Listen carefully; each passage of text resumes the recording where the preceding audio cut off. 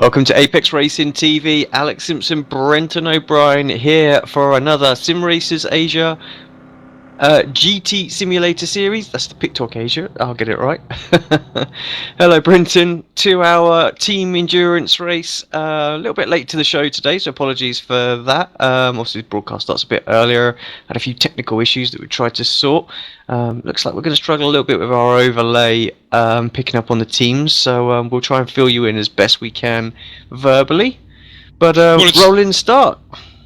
Yeah, and g'day AC and welcome everyone here in Interlagos, second last round of the Asian series.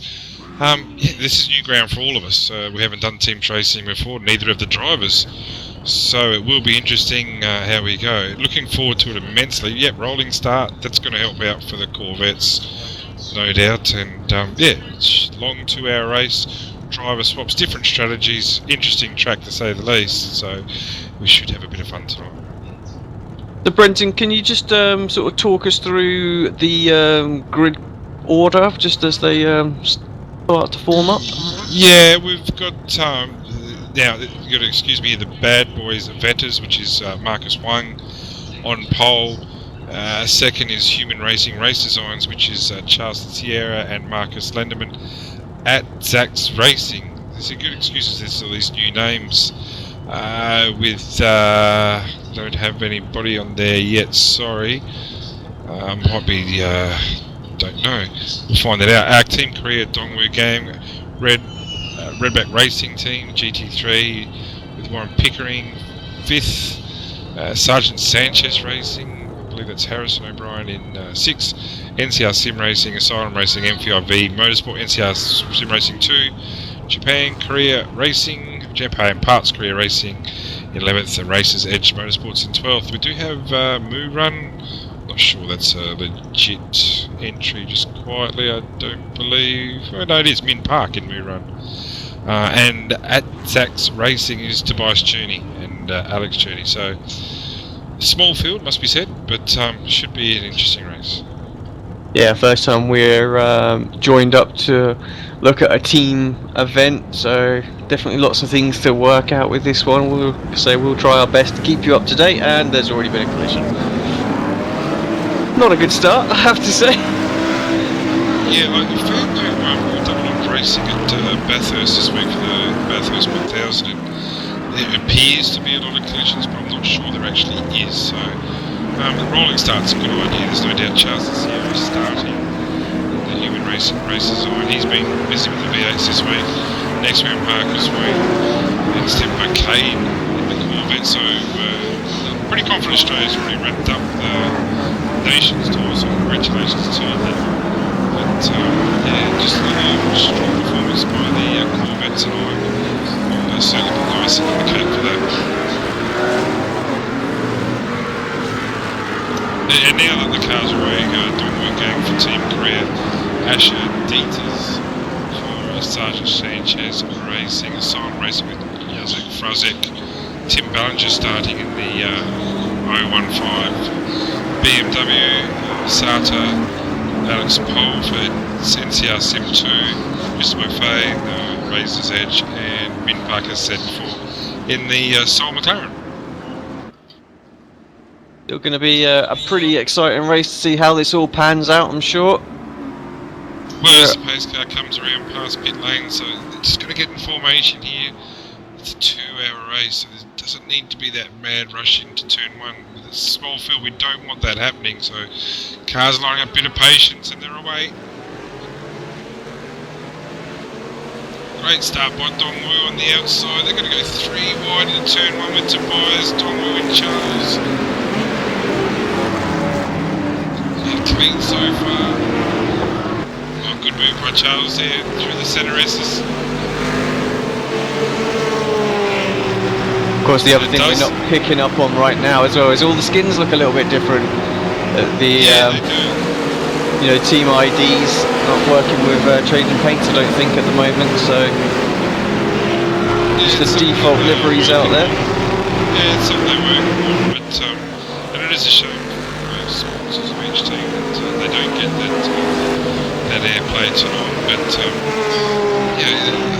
it's it's new ground with iRacing, and it's fantastic. Lap 1, it's just almost deep on the brakes there. Marcus won't got the start that he wanted. That Corvette, once it warms its tyres up, you'd like to think that they won't be getting anywhere tonight.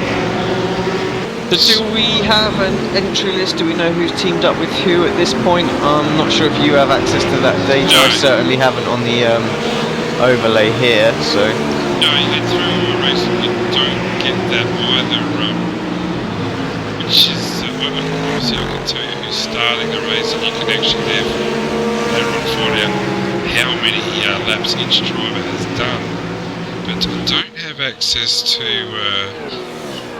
who's driving at the moment. But anyway, we'll go through the weather here. It's track temperature is 42 degrees, which I found that's the big thing that we're looking at now. It's not so much the weather, but the track temperature's the important thing. And it's partly cloudy, so lap times will be steady. They won't be too sensational with that temperature. So yeah, we find that the hotter the temperature, the lower your tyre pressures need to be.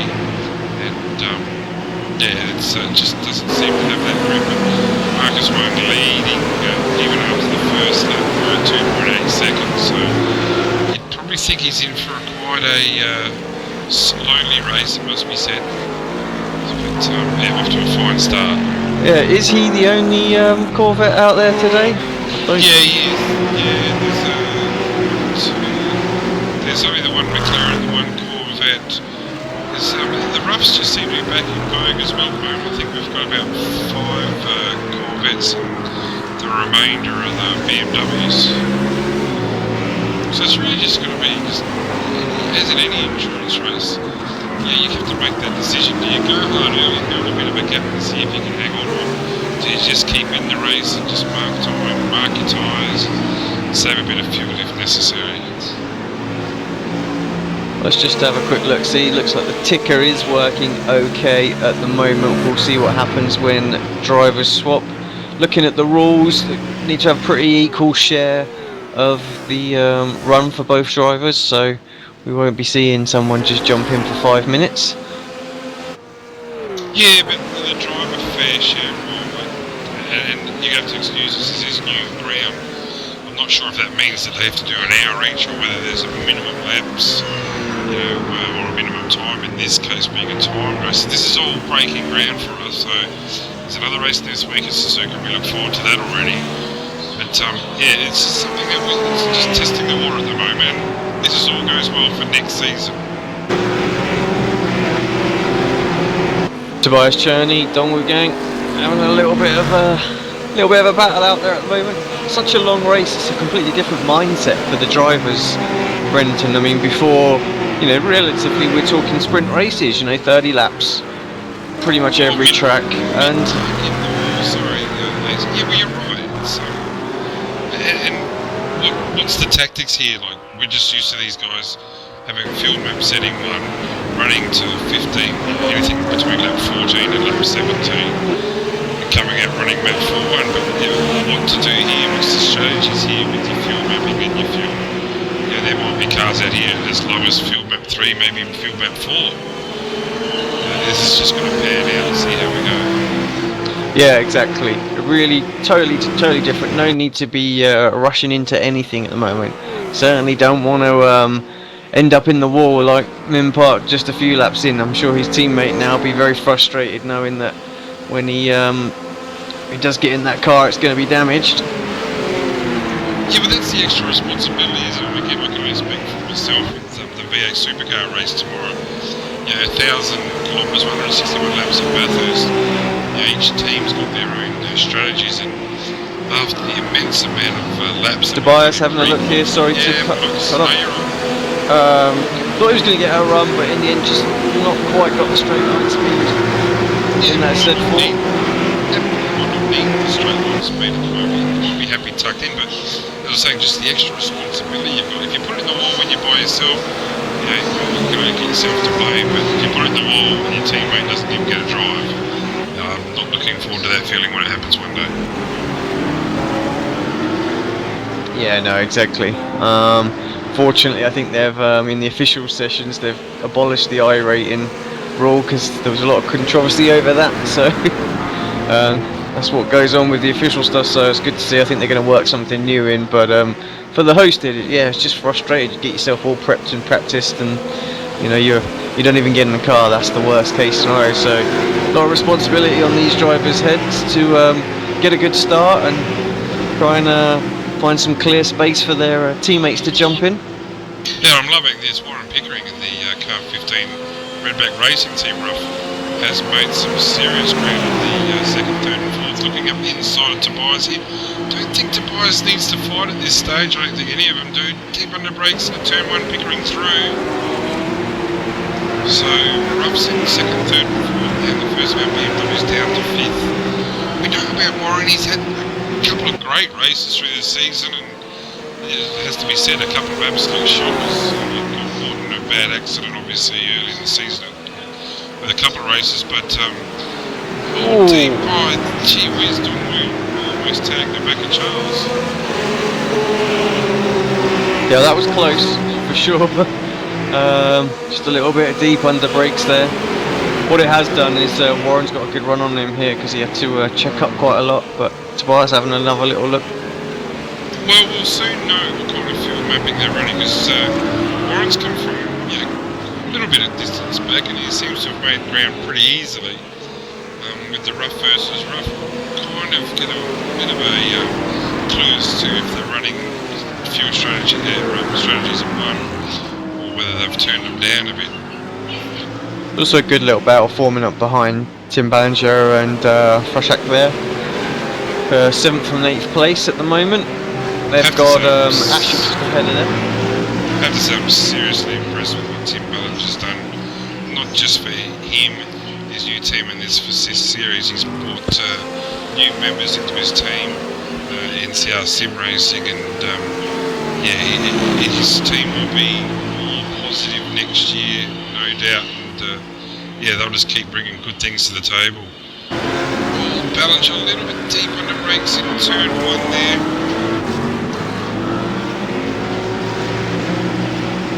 Yeah, that little battle just spread itself out evenly. I think we've got Sata getting pretty close to Alex here as well, just ahead of him.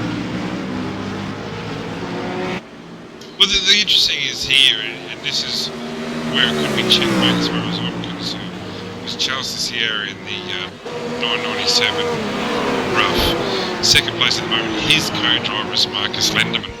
So we know what he can do. Dongmu Gang, I don't know who his teammate is, it must be said. Warren Pickering, I'm going to assume it's Bernie Weemers, and Tobias Cherney, I'm going to assume that it's his brother Alex. So there's a serious gap there for co-drivers between this. Yeah, it's interesting that Charles and Marcus joined up actually, pretty much cement Marcus for the championship victory, assuming that Tobias doesn't close the gap. I think Charles's thoughts maybe is just to team up with his countrymen there and ensure that they get a 1-2 in the championship. No, it's actually, I had a good chat with Charles about it this week. There's a more sinister thought than that, and I can tell you now that he's definitely doing this race with Marcus on the hope that they build that little bit of a gap to Dongmu Gang, and then next week they'll be separated, and it'll be a fight to the finish. But also, my understanding is that with the fantastic prize offer for the winner of the series, the trip to Sepang to drive in the catering, Marcus Lenderman is not going to be able to take that offer up if he wins the series, and Charles Sierra's got the thought that if Marcus isn't going, I am going. So he's thought about it.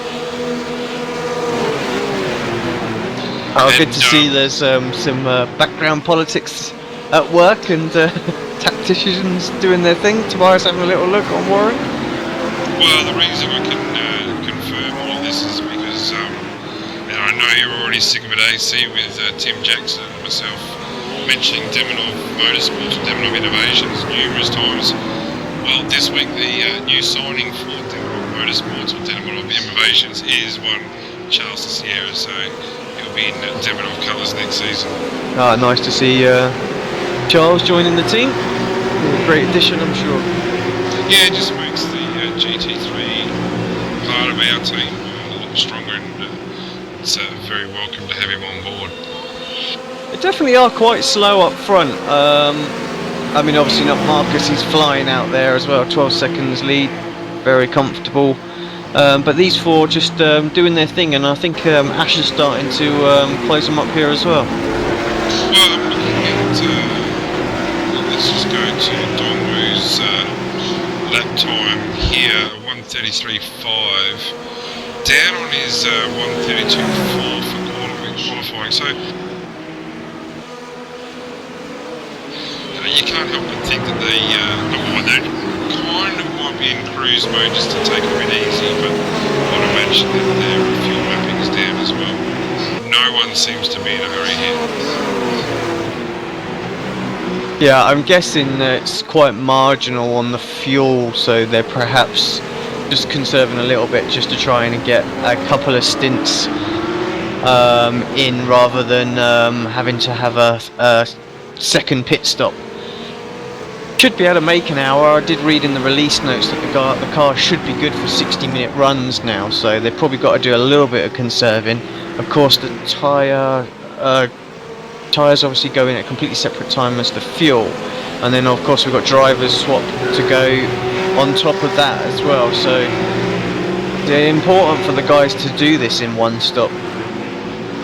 Well, the question has to be asked is, we know with the GT3 that the fuel goes in and then the tyre goes in, or vice versa, but what happens with driver swaps? Does that happen at the same time, or is that additional as well? We've lost Min Park already, unfortunately. Yeah, he's out of the race. That's a shame. The McLaren is out, so yeah, that's a disappointing result for him. From my understanding is that the driver swap happens at the same time. It takes about 30 seconds to happen, and it counts down. So if you decide just to take fuel during the stint, then it's a good possibility that the driver swap will take a little bit longer than just the fuel. But if you do both, you can probably get the tyres and the fuel in and on the car during the driver swap as well. So I think there was some calls to have it separate as well, so it's an additional time, so it really did mix up. Dongwu's taken Charles here, and Ballinger as well. No. So deep under the brakes there, and we have a position change. Yeah, that's just wondering where Charles is at with his fuel, and where Dongwu is. We know Dongwu from Suzuka 2 seasons ago, how good he is with fuel. But again, the question has to be asked, who is his teammate? It's a shame we don't know, because we know that the fastest driver, Marcus Landerman, is just sitting in the pits, just waiting for Charles to give him the wheel. And even Ballinger here is making a bit of Pickering. Yeah, making a run. You'd probably thought it's a bit silly by Charles.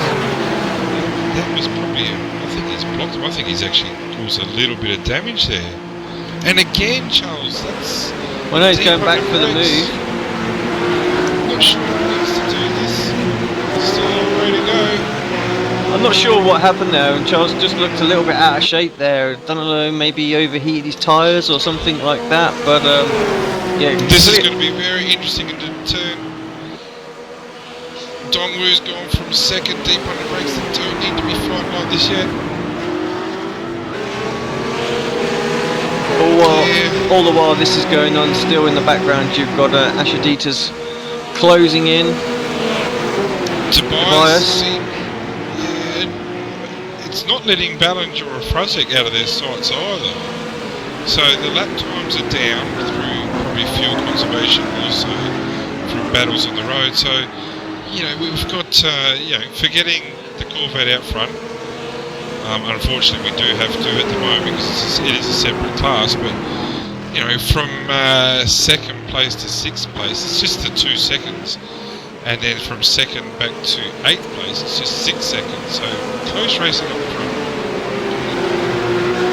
Yeah, I'm really not sure what happened. It looked like Charles also turned the whip back up just to get back up into the lead. Clearly wants to clear air on the front of that rough rather than sitting in the sitting behind traffic, which surprised me. It looked like Dongwu really didn't mind because he knows that he can perhaps conserve a bit more fuel in the draft. Yeah, that's exactly what I was surprised too. But yeah, see, there might be team orders. I imagine that Marcus and Charles are talking to each other with strategies. That's all it means. You can talk in channel within iRacing with your own team, so yeah, they might have some strategies.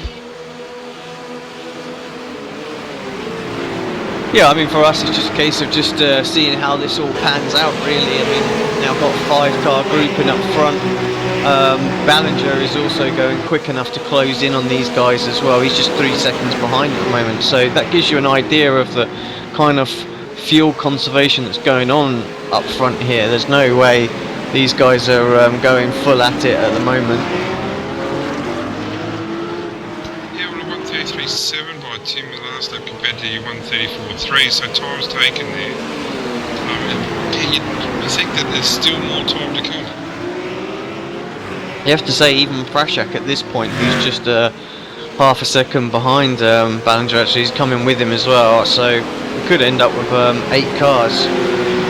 Christopher Bouffet not really able to do what he needs to do, 20 odd seconds behind this battle. Yeah, lapping in the 135, so he's just a little bit too slow to try and get up to him, but we could well have a sort of 7-car battle going on. Yeah, but again, it's how much they're keeping at this level right now, isn't it?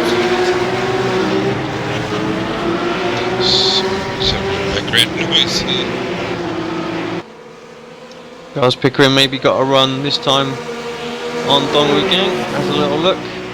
You're right, you know, there's definitely some damage on Pickering's front right there. Yeah, and I think you might find that there's a bit of damage on the rear of Charles's car as well. And I firmly believe it was from a pretty harsh block, to be honest with you, on the main straight there. So, yeah, I don't know if that's what really we're after early race, but yeah, they both keep going, and I think they get the free toe, so that's going to waste that for them, unfortunately. Yeah, it's a good point actually. I was talking about them giving the car to damaged car to the teammates, but you're right, they will get a stop and they will get a fast repair, so no reason why any of the guys are going to suffer out there.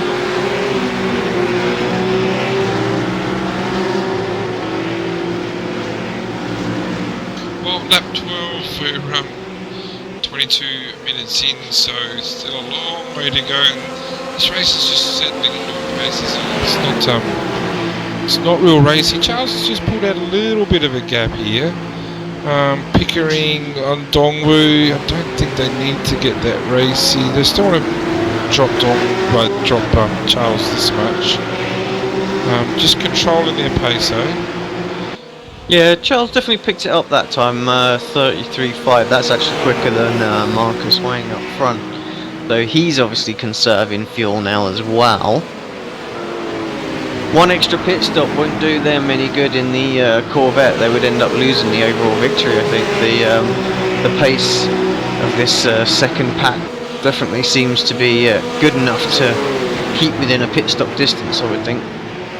Yeah, but then you've got to think, maybe if the BMW and the Roughs are on fuel map 2, maybe fuel map 3, the Corvette's very conservative as well. And Timmy Ballinger 33.5 last lap as well, so Pickering through on Dongwu and then wide.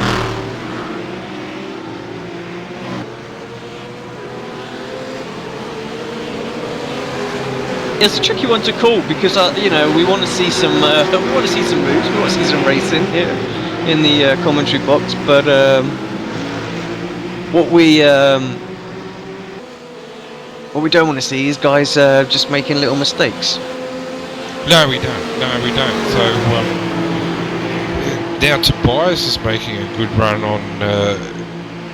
Actually, Adidas has caught right up too, if you don't mind. Tobias on Dongwu. Very close there, but what this is doing is just... Oh, Pickering's off. Pickering's gone. Let's have a look. He's recovered. I'll go back and have a look at that. I have a feeling that he may have been helped here. Just having a look. Yeah, he got helped by Asher Dieters. Asher's only just joined that pack, so not what they're after at all.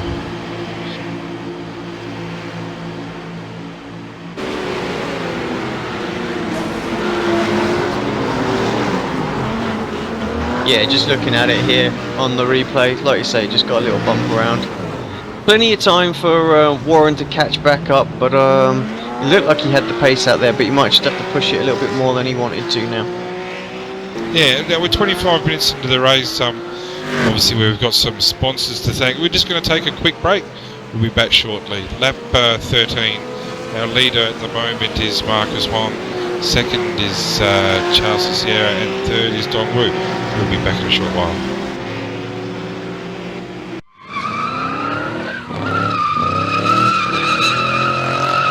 Okay, we can talk freely while the commercial's on. That's right, I'm going to put the kids to bed, that's all. Okay, no worries. Won't be long. For the most realistic steering system available on the market, look no further than Sim Steering from Leo Bodnar. Designed and hand-built at the home of British Motorsport's Silverstone circuit, it's extensively used by professional driver training centres and race teams including Formula 1 since 2010. The high precision and completely linear response coupled with high strength provides the ultimate in realistic steering force feedback. Visit simsteering.com. Welcome back to PitTalk Asia GT Simulator Series. Alex Simpson, Brenton O'Brien here at Interlagos. We are just a little over 20 minutes into this race. Marcus Wang is leading the way. Charles Dessier is second. Tobias Cherney, after Warren Pickering got a little bit out of shape trying to put a move on Dongwoo Gang, up to third. Dongwoo down into fourth. Asher Dieters just caught the rear of Warren Pickering, so he's up to fifth, and Warren down to seventh, and quite a little way away as well now. So this what we thought was going to have about a 7-car battle has split apart into a lot of little groups. So these 3 cars just up front. We've lost Min Park, unfortunately, so we're just down to 12 cars on track at the moment, so it's going to get quite spacious, I think. Maybe during the pit stops, let's see what happens. Hopefully that will close it back up just a little bit, but pretty confident that guys are out there saving fuel at the moment. Mine and Brenton's first time doing a team broadcast, so lots of interesting points that we've picked up on already, so we certainly hope to implement a few changes ready for Suzuka. Give you guys a bit more information. Yeah, but so far so good. Definitely a different mindset out there for all the drivers. Yeah, it is. Thank you. I'm super impressed again with Ballinger. Oh, geez, what's he done here? Yeah, I think Ballinger had a little mistake as well somewhere, because all of a sudden we've got 6 seconds, Asher's 6 seconds behind Dongwoo, who we know obviously had that little accident with Warren Pickering. Brashak has got past Ballinger, and of course Pickering down to 7th, so not quite sure. It all sort of happened all on the same lap. DK Lee quite close behind Christopher here.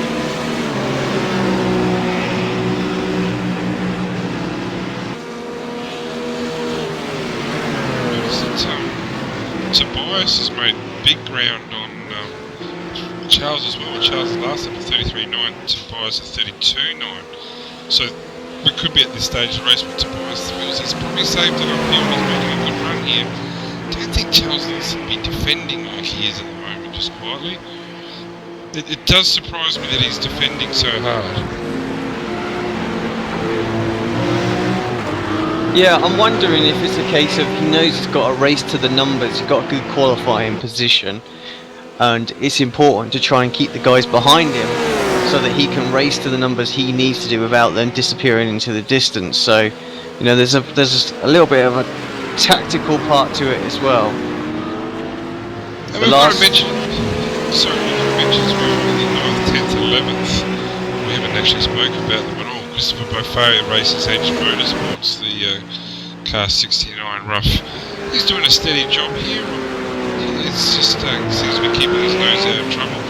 Dicko Lee in the Japan Parts Career Racing in the 91 BMW, and Alex Poe in NCR Sim Racing 2. Rough again, just they're doing 35s or a decade into 36.4, so off the pace it must be said, but they're keeping their car straight, and surely endurance racing, that's a very important thing. Pretty sure Pickering just made a move there on Brasho. Yep. So Pickering back up to 6, but he's probably got the most ordinary looking car at the moment. There's a few bumps and scratches on that already, and we'll be lap 17, just 30 minutes into a long way to go here, AC, and picking up Dieters as well, so I'm sure how Warren will react to being bumped by Dieters a few laps ago. Yeah, just watch that back on replay actually, it almost looks like You can't let him through, I think. Yeah, exactly. Yeah, but that's what it's about, you're running your own pace. Keeping your car safe to the end. That's what endurance racing's about. Put yourself in a position in the last 20 laps that you can put in a bit of a fight. You've still got a clean car and you're on the lead lap. You've always given yourself that chance. Yeah, I'm more and more convinced that Charles is doing the job he needs to do out there right now. He knows that he can run faster, but he can't afford to fuel-wise. And I actually think that mistake that he made about 6 or 7 laps ago, where he lost the lead, and he had to push the wick up a little bit to get back up front to ensure the guys don't disappear, cost him a little bit. And now this is why he finds himself in mid-34s, not even in the 33s, because he's having to save that little bit of fuel that he burnt up that lap just to get back into the lead. Well, they just got to make sure they can get to that 1 hour mark, that one pit stop. See, it makes such a big difference in open racing. We know Tobias is good with the fuel numbers, as we saw at Spa a couple of seasons ago. We know Don Rowe's good with fuel numbers, as we've seen numerous times. There has to be a question mark on Charles, as we said. And again, he's so defensive with the blocking. I don't know if he needs to do that. I guess whilst he's in the front, he's got clear air and he can control the speed, but he's looking at possibly getting a bit of a tap in the rear if someone becomes a bit impatient. Yeah, that's always the possibility. I think Tobias will. I don't know. He's starting to look a little bit more racy, so maybe he will. Maybe he'll start putting a lot more pressure on. At some point, he's gonna go for it. He's gonna up the engine map and make a real definitive move, I think. Well, except we know Charles Perez and Tom. We know that Tobias, well, maybe Tobias has got enough in the bag where he can go a bit harder. Maybe it could be a simple change of his mapping from map 3 to map 2. Dieters must have been in the wall. Let's have a quick look at this on a replay if we can, because his car is not looking good. And it's driving sideways, so this is our first serious casualty. We're going back and have a look at that. It's got a bit of damage already from somewhere, and then deep into whatever, to turn 4 past the SRSs. Yeah, I think that's from where he made contact with Warren. So Marcus into the pits.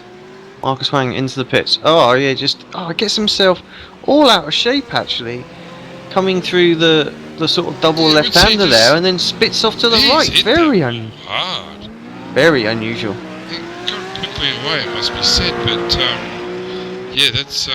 that's gonna hurt. There's no doubt. And, Tobias journey into the pits as well. Yeah, and into the pits obviously with Asher.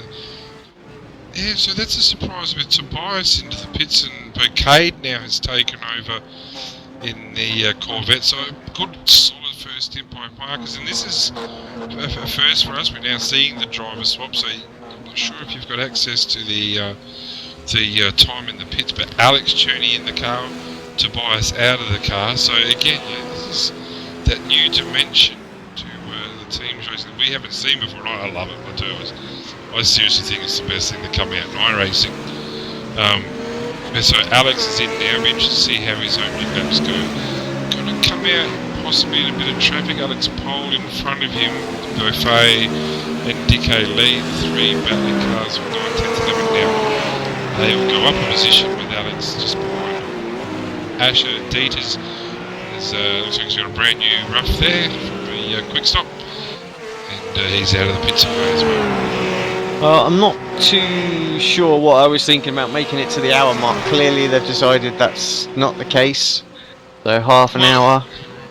Mate, also fuel restrictions. I was about to say, have we got some fuel restrictions in place that might be doing it? So, well, Charles has definitely made it comfortably now. And like I said, I think this may have been his plan, was to go perhaps as long as he could in this first stint, and now allowing him to run a couple of stints slightly higher higher engine map, just to be able to perhaps pull some gap there.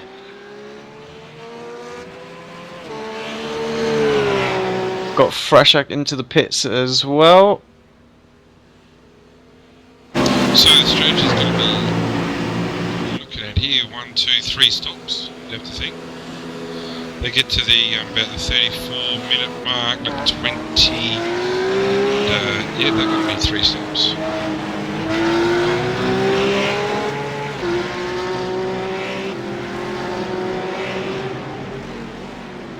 Yeah, actually half an hour between stints, not too bad. I think you know, when you get up to an hour, it does. Some of the guys waiting in the wings will be chomping at the bit to get in the car, so that's not too bad. Let's see if Dongwu and Charles in this time. Well, the Silent Racing Jacek Frazik is in the pits, so he'll be jumping out of the car. There's normally, I believe, He's been in there for an awful long time, I have to yeah, say. he has been, but he's a driver swap, is it? So, okay, this is where it gets interesting. So Mark Lang in the car. So our host is in here. I'm just having a look. Yeah, okay. Interesting here, if you go to entries there, basically you can find how many laps each driver has done. So yeah, this is an awful long stop, isn't it? They're obviously filling it up deep here. Something must be going on elsewhere. There's no way they'd still be in there, and you just compare that to the other guys that have already had their swap. Yeah, I'm just hoping that they know what they're doing, and they're doing this properly, because yeah, there's some sort of problem. Must be. yeah, there's going to be some technical glitch, or they haven't pressed the right button. Press the driver swap button at the top there, boys. Yeah, Mark's in the car, so not that it's done that. It's just almost like they're not releasing the car. So, oh, that's a shame. Yeah, it must be frustrating for him that Mark does such a good effort organising this series. And these are the teething problems that we're going to have with the first endurance race. I'd like to see a bigger field, it must be said, but there are other events on this week with the Spa 24-hour race and the Bathurst 1000. Yeah, good to see him up and away. 2.2 seconds now separate the front two cars, which Charles Tessier and Dongwu gain. Warren Pickering is 10 seconds behind our leader after his issue, shall we say, through the CMRS. Actually, he's recovering quite strongly, and he has better pace than those guys. Perhaps not as much as Charles that last lap, but he's slowly catching them up. So, such a long race. He's still not out of this by any means. Early on showed he had good pace. Let's see how Bernie does when he jumps in the car. Well, we believe it's been Charles Cesara's fastest lap so far, lap 32.9. So he's showing the early pace, and we can see clearly that his pace has dropped off, obviously with fuel conservation. Yeah, I think he's driving to a number, the 33.5s, 33.6s. He's now down into 34s. So he's driving to a number, has to be said. Someone He's who's going not out with- holding back is Alex Cherney straight into the 33s. Yeah, but there's the opportunity to gain some time here, but at the same time, they might be making that extra pit stop, which that's a bit interesting. But I can see that Dongwu's teammate is Scene or Sean O. It's a new name to the series. And looking at Scene's qualifying time, he was doing 34.6s. He only did a few laps, so that's going to be Charles considerably into slower. pits. Charles in the pits, whereas Lenderman, who's about to step in, qualifying time at 31.7, so we're talking 3 seconds difference between co-drivers just here. That's a huge amount of extra laps that they've done, so the pit stop should be quite a little bit shorter as we see And car Ballinger disappear is- and then reappear. This is a little bit weird actually. I think, could have kept it on the track, that would have been interesting. Yeah, Tim Ballinger in the pits, and he'll be handing over to Raymond Steer, or Stay. Raymond does some solid laps. Their lap times are actually very comparable with each other. 33.7, sorry, 33 flat, no, 33.7 for Raymond and 33.0 for Tim, so comparable there. DK Lee does worry me, I must admit, in the Japan Parts Korea Racing. I'm not sure he's got a teammate. I'm not sure what the ruling there is. There's Charles out of the pits. And Mark Lang out of the pits as well, with an exceptionally long pit stop, it must be Yeah, said. 1 lap down now as well, so Yeah, not sure what's gone on there at all. and Ashley Dieters is going to be handing over to Harrison O'Brien. That's an unusual combination, that, the Australian Harrison. And, I'm sure who Ash is representing. I have a feeling he's representing Aussies as well. Yeah, he is indeed.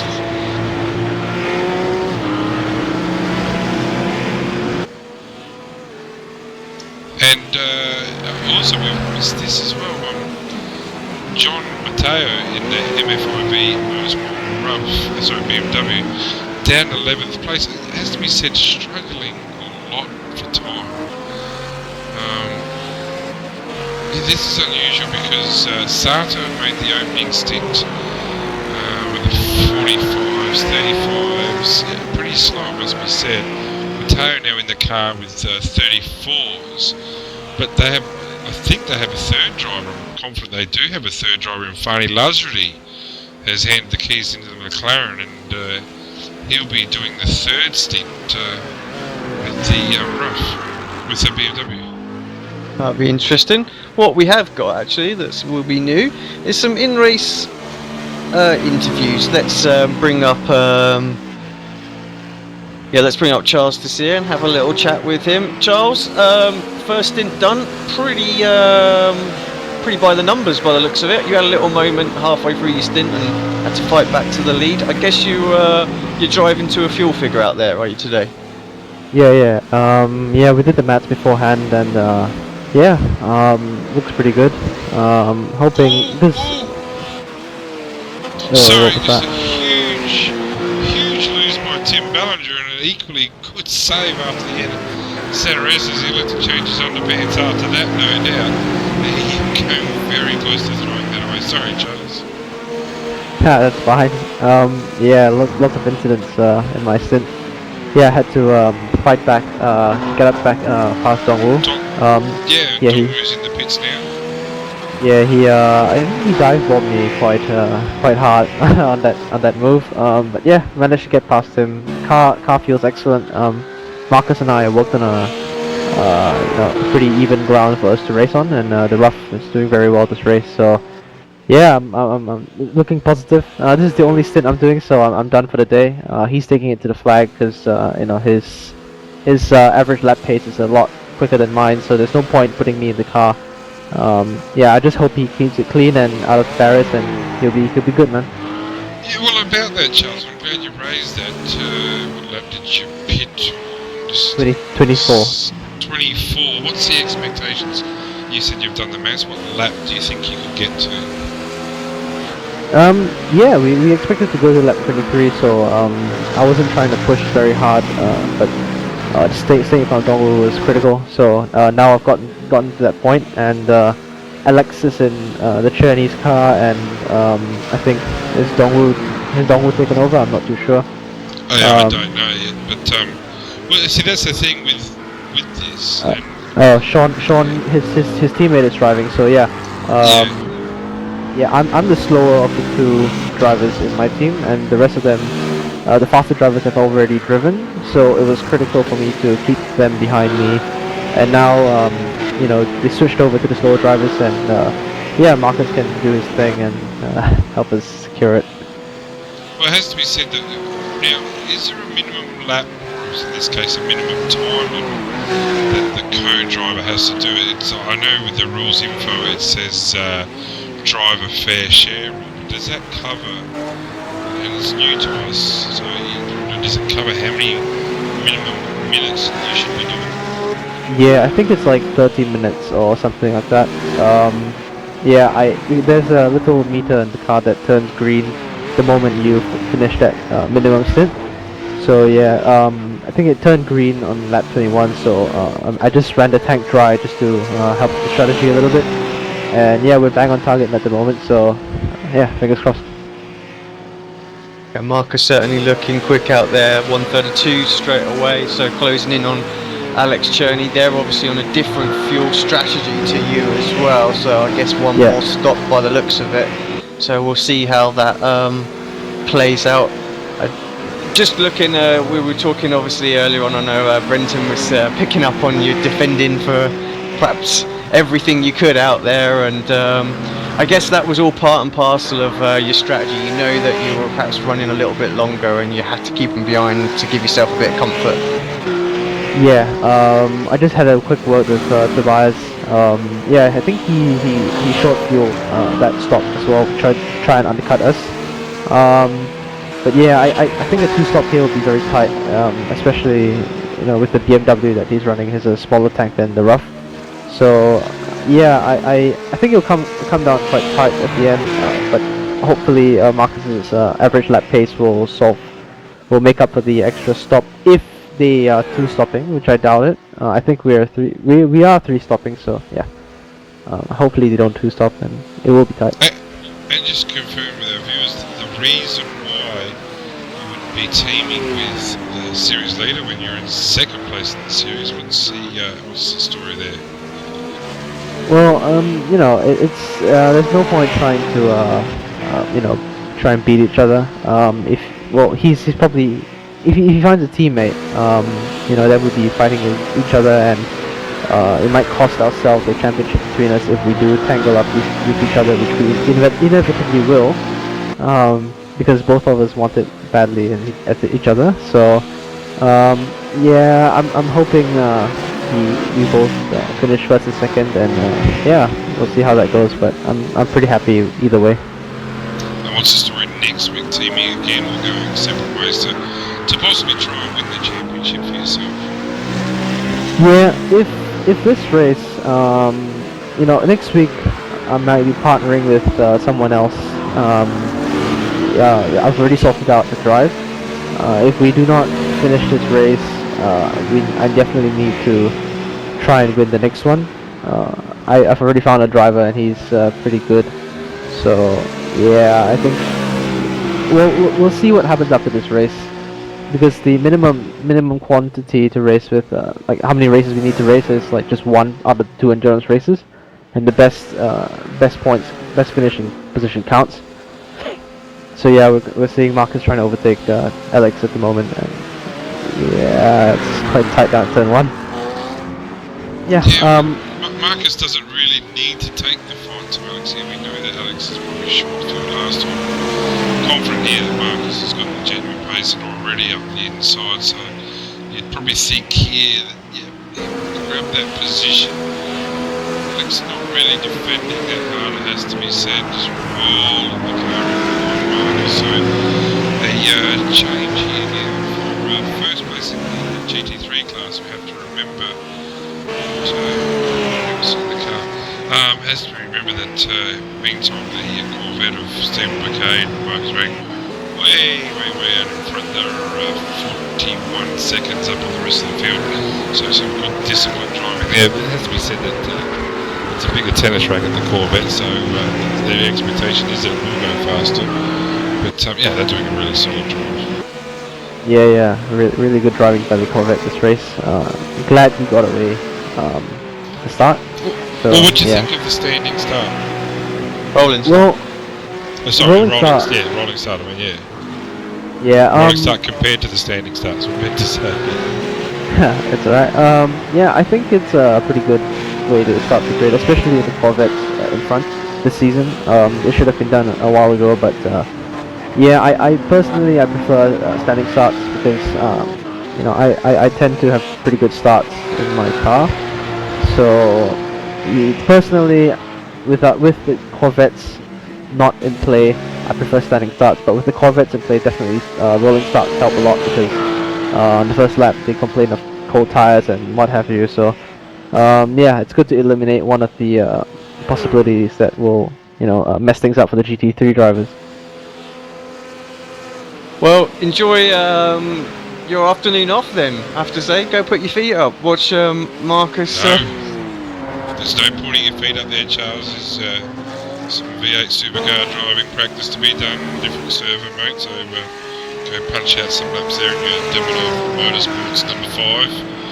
And, yeah, there's some laps to be done, some race setup needs to be worked on. So I've actually got. I won't be putting my feet up, but I can't do the V8s either. I've got to. The reason why I can only do half an hour today in this race is because I've got to do some kart testing at the new track in Singapore. So I'm actually already running a bit late. So I need to go there and punch some real laps in there. Well, have fun, enjoy yourself, mate, and we'll catch you next week. Yeah, man. Thanks, guys. Great job again this week. Yeah, thank you. Cheers.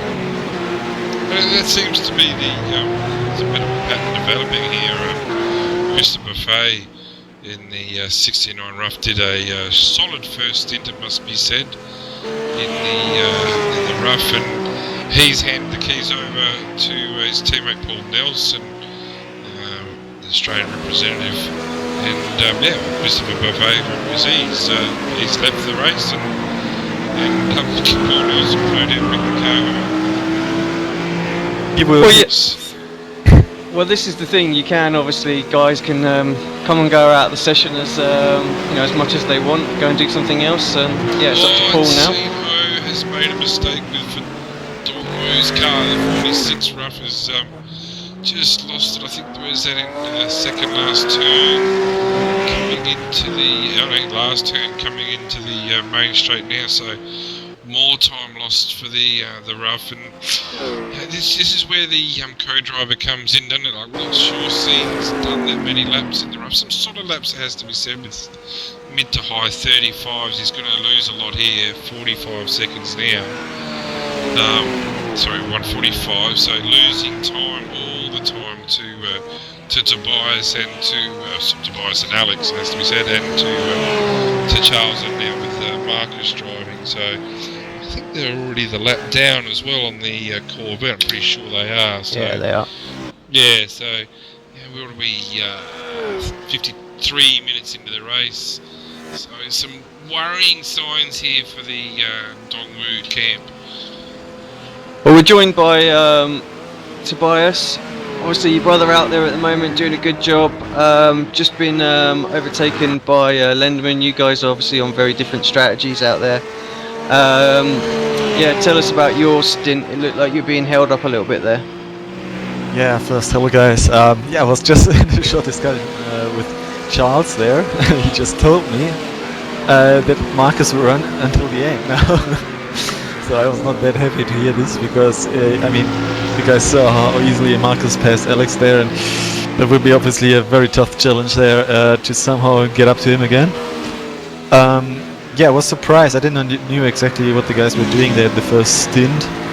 Thought maybe they do some fuel saving or whatever, but we dropped quite quickly to the 34th lap times, and I could go faster, but it was just so difficult to somehow get past, and a few things happened, and I was lucky to get past Warren there and Dongwoo, and yeah, really closed the gap to Charles. He was like, I don't know, a second and a half away, closer to that fast, but couldn't get past directly. So,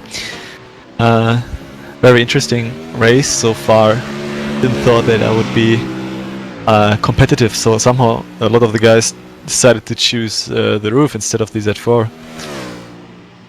Yeah, I mean, you seem to have relatively good pace out there. I mean, Alex doing mid 33s at the moment, but just Lenderman pumping in the 32s at the moment. So I'm guessing Charles did the hard work with the fuel saving, and he's just unleashed Lenderman just to push all the way, which is going to make your job even harder.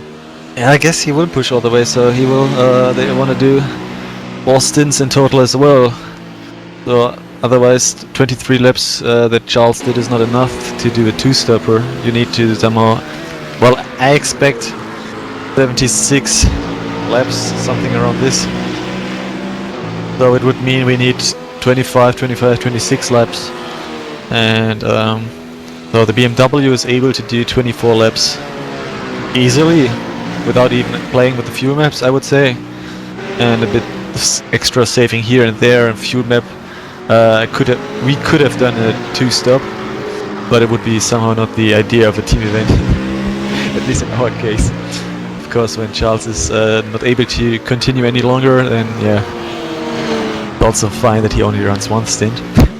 Well, it's interesting that Charles was letting us know that only one of these endurance races is going to count as well. So, yeah, a lot's to be learnt here today, I think, with the strategies and how everything works.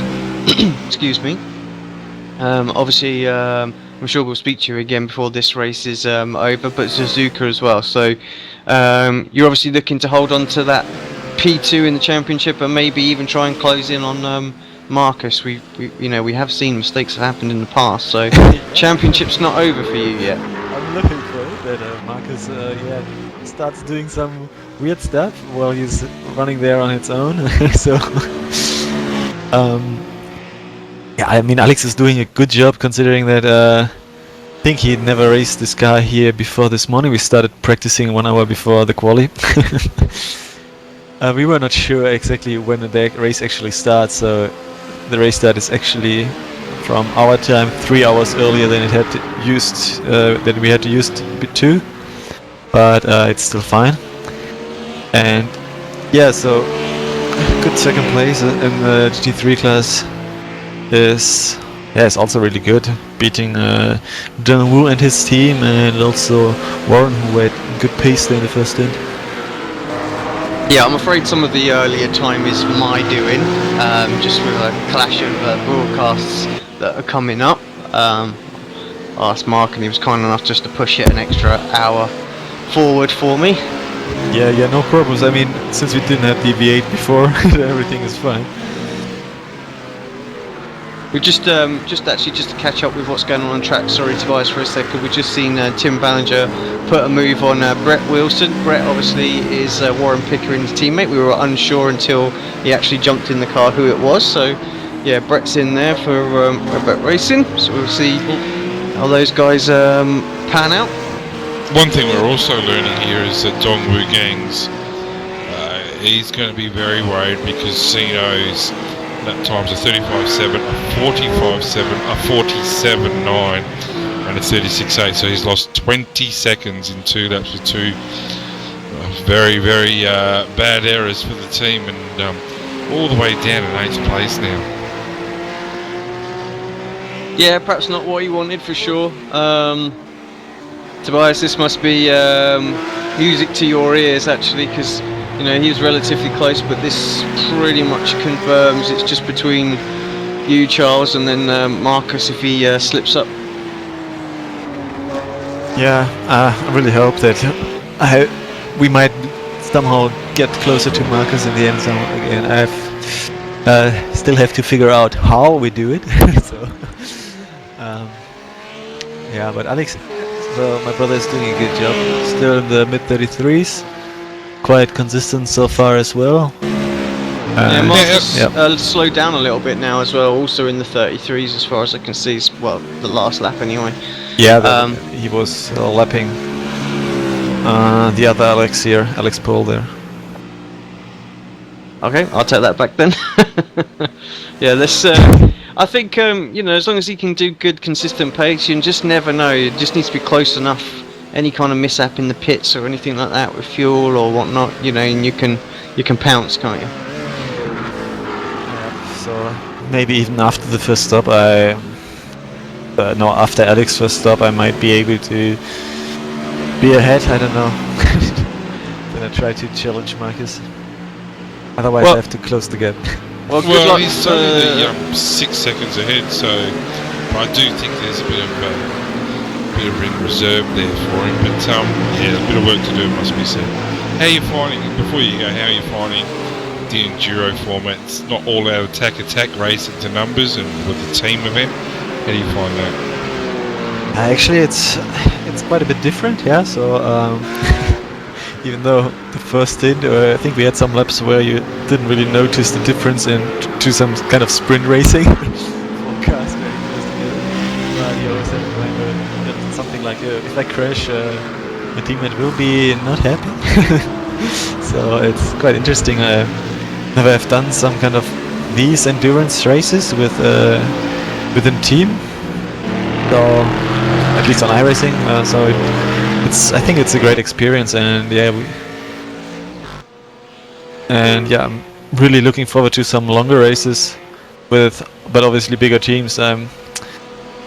Having more stints and not have to drive like in a 6-hour race half the distance, something. Well, good luck for the rest of the race, Tobias. Looking forward to seeing how this one pans out. Hope you can get back up to Marcus and have a battle at least towards the end of the race. But yeah, go cheer your brother on. Yeah, thank you guys.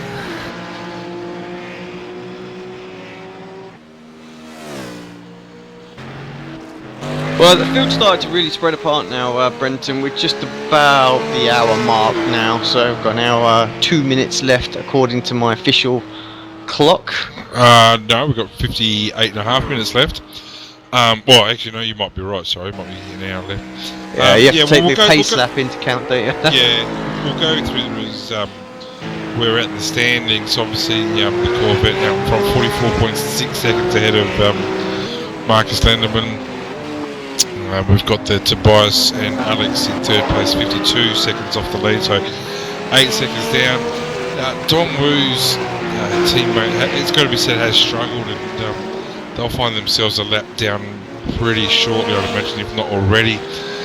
Warren Pickering and Brett doing a good job there in 5th place. 6th place is Sergeant Sanchez Racing, NCR Racing, Sim Racing with Tim Ballinger. Hasn't changed to his teammate yet. So in 7th place, and Mark Lang, who that long pit stop in 8th. Paul Nelson, sorry Brenton, Paul Nelson there, just moving himself up and past Jono there. So yeah, the team, Dongwu's team down an extra spot. So. And this is when they are that lap down as well. So Lennon last up at 33.1. Nelson at 33.7. Very respect when seen or saw 39. So he's struggled. It has to be said. His last 3 laps are 37, a 38, and a 39. Let's hope this isn't a 40. And it has to be said he's dropped that lap. So Dongwu, whilst he's getting some points for the team, I would dare say that at the moment he's probably a little bit concerned as to how this is going. Yeah, I think the important thing, like you say, is just for some good consistent points. I think he knows his championship really is not, he can't win, that's for sure. He's just a little bit too far behind Marcus to really challenge for that. So it's just consolidate his position where he is in the championship, I think.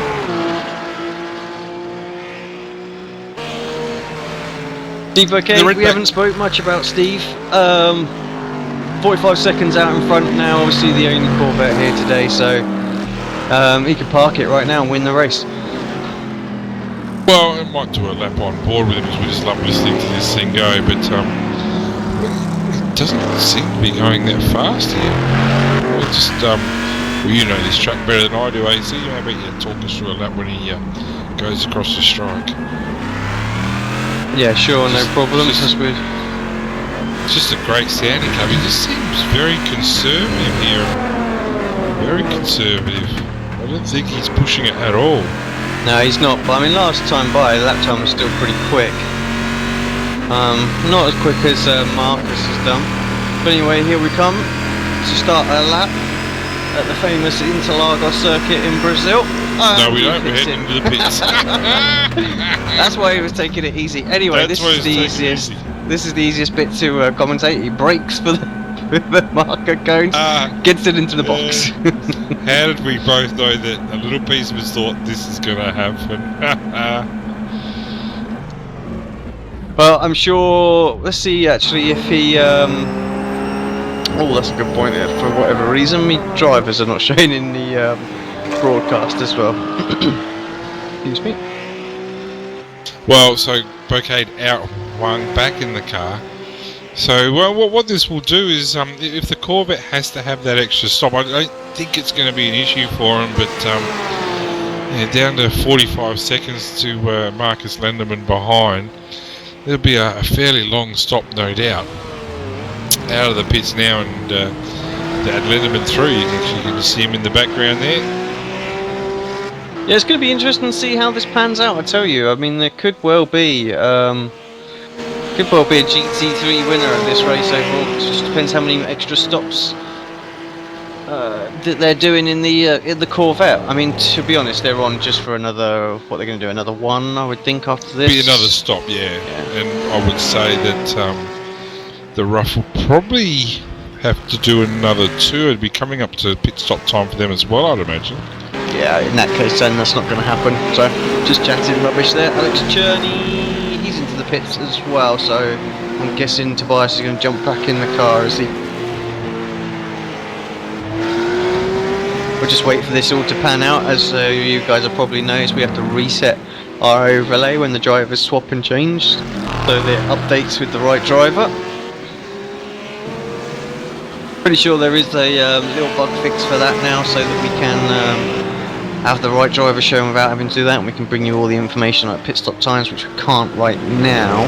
But yeah, also we'll make sure that the teams are all declared beforehand as well, and we'll try and get team names and things like that up on screen for the next race. We've got a driver change here. Harrison O'Brien in the car 666 Rough coming out of the pits now. So Ash Adidas has done his job for the day, I would imagine. Got 38 laps.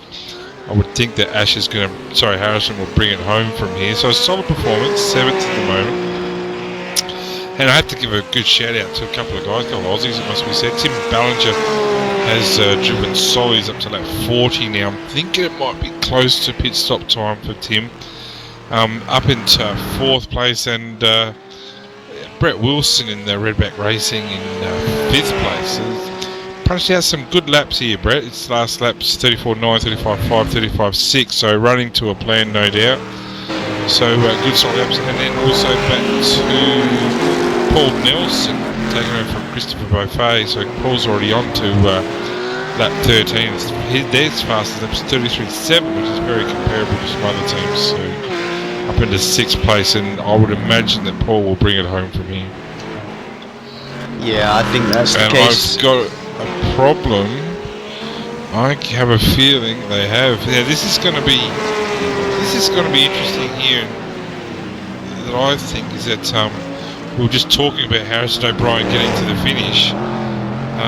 It's the 666 car. Now it's got Harrison O'Brien's got an error detected, so I'd imagine that he's dropped out. Now, this is a question I actually asked previously. If he drops out, is your teammate able to jump straight back in the car, or is the car out as well?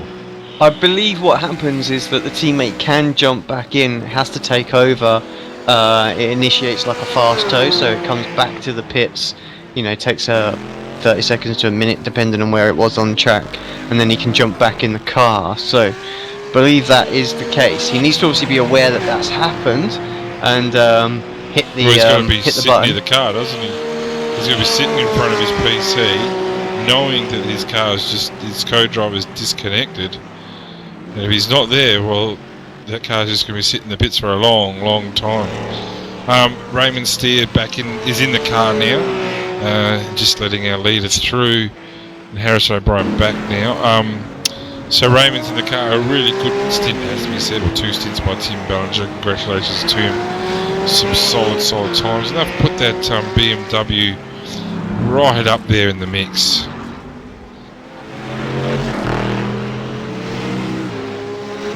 And Yeah, our good. second, Good strong drive. I was just resetting the overlay there just to get all the up-to-date names showing properly. Yeah, and our second NCR BMW has been taken over. Alex Pole's done his 39 laps, so a strong performance by him. 35.2 his quickest lap. Adrian Jarvis has taken the wheel there, back down into 10th place. Going to get some steady points here, no doubt. Oh, we've got Tim Ballinger just jumped in into the ready for interview area. Do you want to have a quick word? Oh, absolutely. Always happy to talk to him. G'day, Tim. Brenton O'Brien, Alex Simpson here in the comms room for the PitTalk Asia GT, PitTalkAsia.com GT series. Mate, congratulations. A fantastic couple of stints there. The opening 39 laps, I think it was. Tell us a bit about it. Yeah, I'm a bit buggered now, but it was brilliant. But yeah, had a brilliant start to the race. Unfortunately, I think it was Dieter's there, sort of squeezed me on the grass, so had a bit of a spin, but we got going from that and made a few spots back up, so it was brilliant. The difference between the endurance racing and the sprint racing, you obviously took the time this week with your teammate, practice the setup down. You agree on the setup together, is something you work on, or as the lead driver, you say, hey, no, this is the setup we're using, this is what you need to adapt to? Oh, pretty much. Ray and I have been lucky. We've been racing the V8s together and working on setups, and now with the GT3, we're very similar in what we like in the car. Probably I run my brake bias and traction control a bit different to him, but we just adjust them and away we go.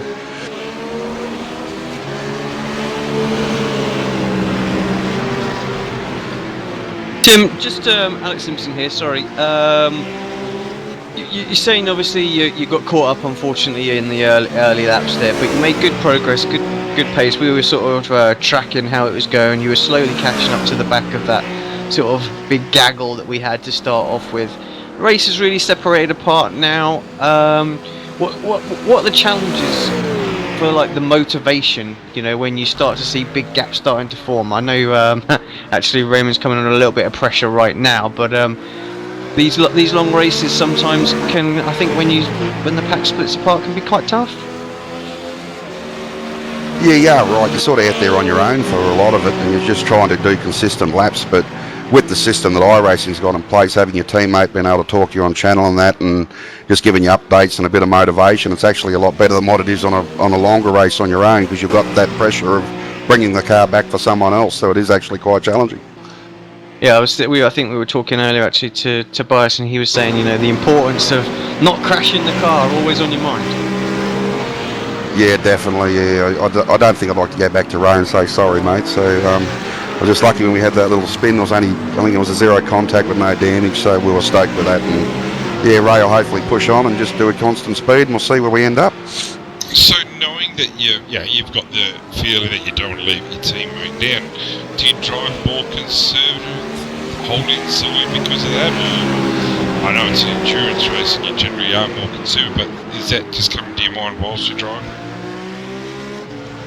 I've actually found it quite good because it makes you concentrate twice as much. Sometimes during the series I've had that problem where I'll go in and out of concentration, and that's when you'll end up throwing it away. But knowing you've got that pressure of someone else with you, it actually makes you knuckle down and get into it actually more. So, I mean, the lap times I hit were pretty consistent, and the first in I was in the 133s I was happy with, but you know, it just that pressure of the other driver, it really does motivate you along. So what's the plan from here? Does Ray do his 21 laps and then you get back in, or you're done for the day? No, I think we've got to do 30 laps each driver minimum, so that's me done for the day. That was our plan, was to double stint, so yeah, we're done.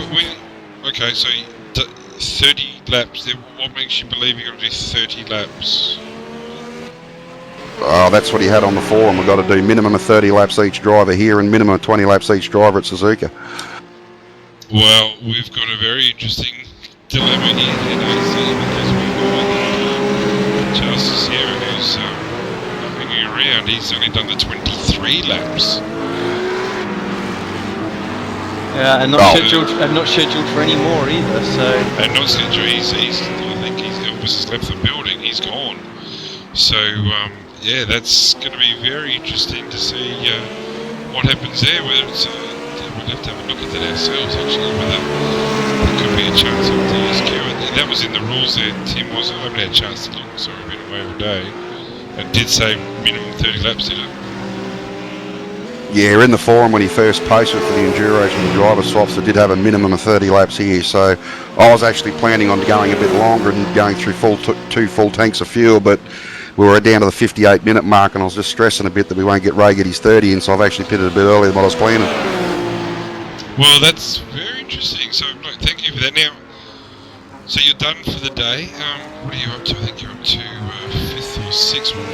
Ray's doing an excellent job there. I think Paul's just gone through, to be honest with you. So, still 5th and 6th. A good result for the Aussies, it must be said. I'm pretty confident that the Nations title certainly wrapped up with good help from good people like yourself. So, congratulations on that.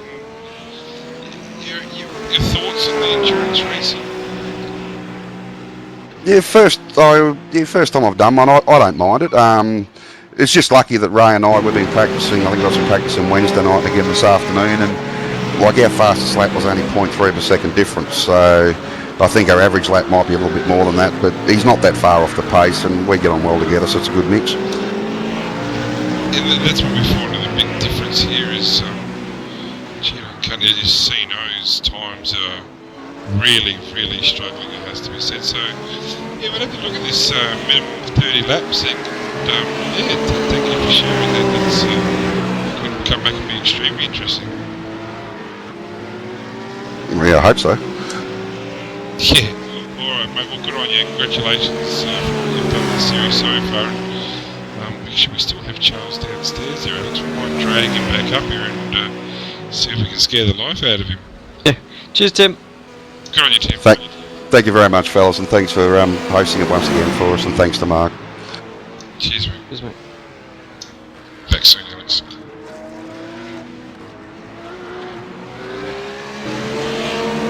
Yeah, well, maybe we'll see if Charles is still in the server. Raymond keeping pace with Paul after he lost that place there. We saw that on camera, but not giving up that fight just yet. Let's just have a little check who's in the car. Actually, I think Marcus Lenderman's into the pits right now, so we know that it's just a splash of fuel and some tyres there. So splash, but he fills it up. I put some tyres on. Bias already back into the car. He's unfortunately not come out in front of Charles. They're behind, separated just down that back straight away. So got a tall job in his hands to try and close in. Was doing 132s last lap. So good pace from Tobias. Sorry. So going to at least give Marcus a little run for his money now, I think, in this last stint, but I'm not sure it's going to be enough unless something does happen. Brett Wilson in 4th. Good drive from the Redback Racing guys so far. Obviously caught up in that little spin, but 3rd overall in class. They'll be pretty happy with that. What are they now? They're about 20. No, they're only about 10 seconds behind Tobias at this point, so not that far behind. Paul Nelson doing a great job, up to 5th place. His teammates left the building as well for the rest of the race, so it's up to Paul to bring it home. Still the one retiree, Mim Park, in his McLaren. I think that's Lazardri, who we were missing as well, so yeah, a few guys didn't get to race, so they'll be very disappointed with that. I've actually got the full fuel figures here presented to me in front of me as well. So yeah, the McLaren is restricted to 71.5 litres, 55%. The BMW 63, the Ford 63, and the Rough is actually only 55. So it just goes to show how much little fuel the Rough uses in comparison to these GT3s, but also 55%, so slightly smaller tank, but a bit more fuel efficient. A lot of updates with the BMW and the roughs from the last one, and apparently, from what I understand, the BMW is not as quite as kind on the front tyres. So that's interesting. Just thinking whether Charles is downstairs at all, we might have a chat with him and ask him specifically about this 30 lap. I'm guessing he's probably gone and not disconnected his TeamSpeak, but yeah, do you want to pop down there and just see if he is there? Or not? Yeah, just Jason. Brenton just jumps away to do that. We're just watching Marcus here. No, we've lost Mark Lane as well. So our host has had a disconnect. I'm not sure he was actually. He wasn't in the car at the time, was he? So it should be okay.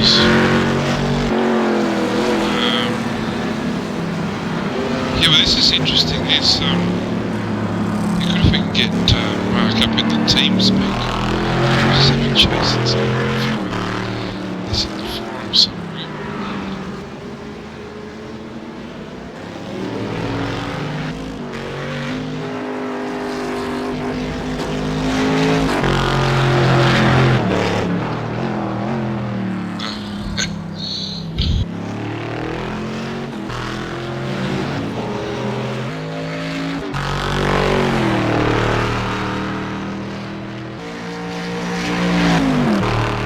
Yeah, looks like Scott jumped in for a little moment, just seeing what's going on, but jumped back off. Brett into the pits, is he? Yes, he is. So, driver change going on at the moment.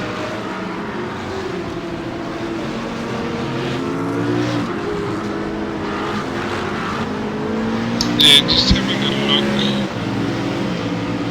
for the having a look for this rule in regards to this is fairly significant if we can find it. Yeah, I've been looking on the forum and looked on our sort of drivers briefing notes, if you would have, that we get as well, and I don't see anything on there that says 30 laps, just the driver equal share kind of thing that pops up, or fair share, sorry, that pops up, which according to Charles, that there's an indicator that pops up on screen when he's done his fair share, which is what he drove to. So I think he's going to be alright, to be honest, unless Mark has put in some sort of specific requirements. But I think that would probably be a little bit of a surprise to the drivers to have a specific lap number, but then not have that actually set within the sim. Yeah, it doesn't. I gotta admit, I can't find it at the moment, but that doesn't mean it's not there. But it's something that's going to have to be looked in during the week, no doubt.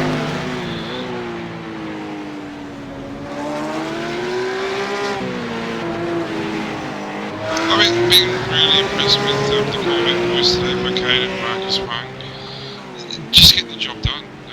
40 minutes to go. This all goes well for them as a pairing, not just in this series of endurance teams racing, but there are other endurance team racing events, and these guys are obviously very well suited. Their times are very comparable to each other, it must be said. I think Marcus has got the fastest individual lap time, Bocade, probably the more consistent over a longer stretch with his low 32s, mid 31s. Marcus back in the car now, but they've put in a really solid performance. As we said, it's a car that should be out in front, but it should be, could be, would be. But it's great to see what they're actually producing. DK Lee in the pits and seen O in the pits. He's done it tough, it must be said. His lap times are really, really down. It's great to see him in the series, and Dongwu needed a teammate, but it's caused a lot of pain here for Dongwu, has to be said. Yeah, indeed. Just having a quick look at the standings right now. He's finishing his stop up, so yeah, 6th place. I mean, still going to score good points. 5th place overall, so it's not like it's going to be a shortage of points there. So. Well, Christopher Buffet going really, really slowly, and I'm not sure why that is. I think he's only just got in the car, has he? I'm surprised he's in the car at all, actually. I can't see. Sounds like he where can't change up. Yeah, I can't see where they've had a pit stop. I did have Paul in the car, but definitely something wrong with this rough.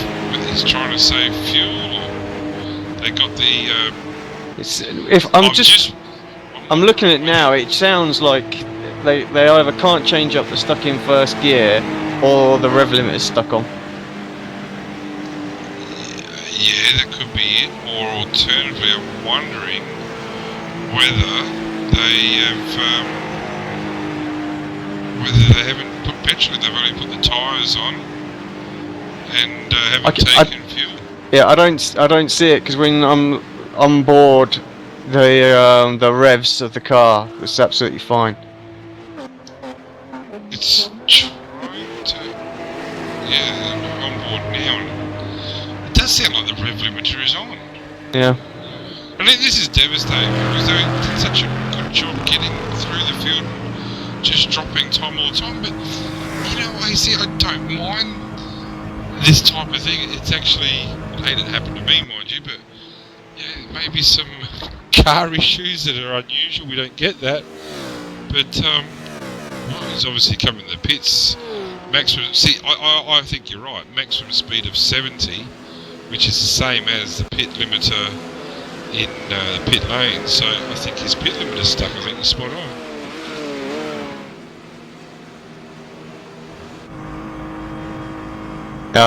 Apologies as well, just trying to get the driver arms to show. I'm not sure quite what's going on with that. Apparently a setting I missed, hence the lack of onboards from my point today. So this is going to be interesting. Buffet out of the car, Nelson back in the car. Obviously some major issues here. Let's see, I can't see. It's probably going to be a 23 seconds, I believe, for a driver change. Is about as good as you'll get. No, Buffet back in the car now, so in a way. Paul done such a great job as well to close in. Yeah, unfortunately, he's just gone by the by. Yeah, so that'll be interesting to see what's happening. It would be great to have one of them on channel here so we can have a chat with them. But yeah, whatever problem it was, it's definitely fixed in a way. But yeah, that's going to kill off any chances there.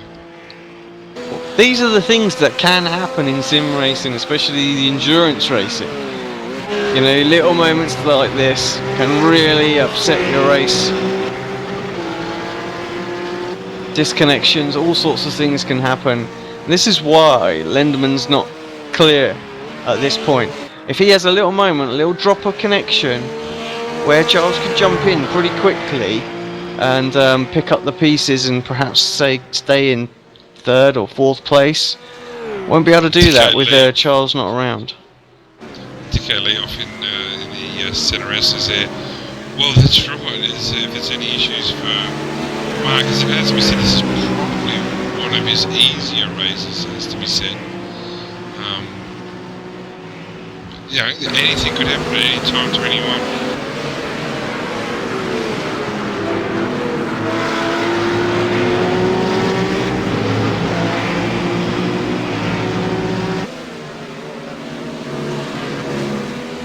Right, who we got still on the lead lap then? So we've got obviously Marcus out front leading at the moment. Marcus Lindemann is leading the GT3 class, 41 seconds behind the overall leader. So Tobias Cherney he's 17 seconds behind at the moment. So those three are the only cars on the lead lap right now.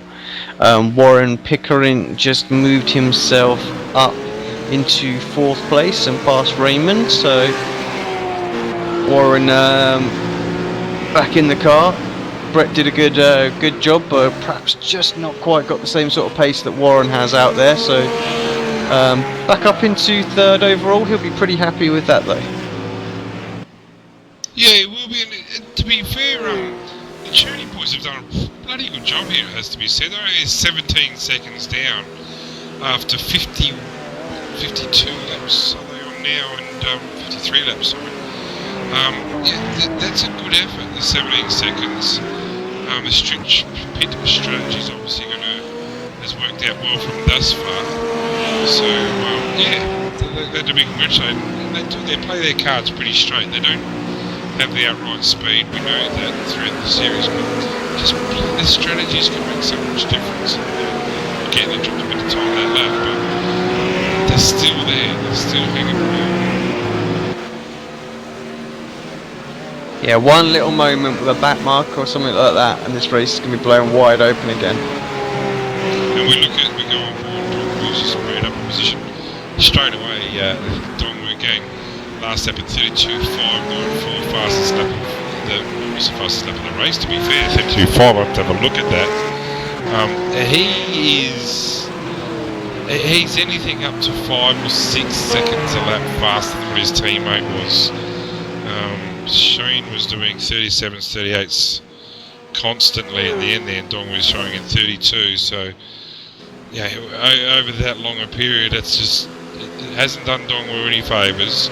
I'm not trying to be critical of Singh, probably doesn't drive the rough that much, but it has really hurt Dongwu's chances.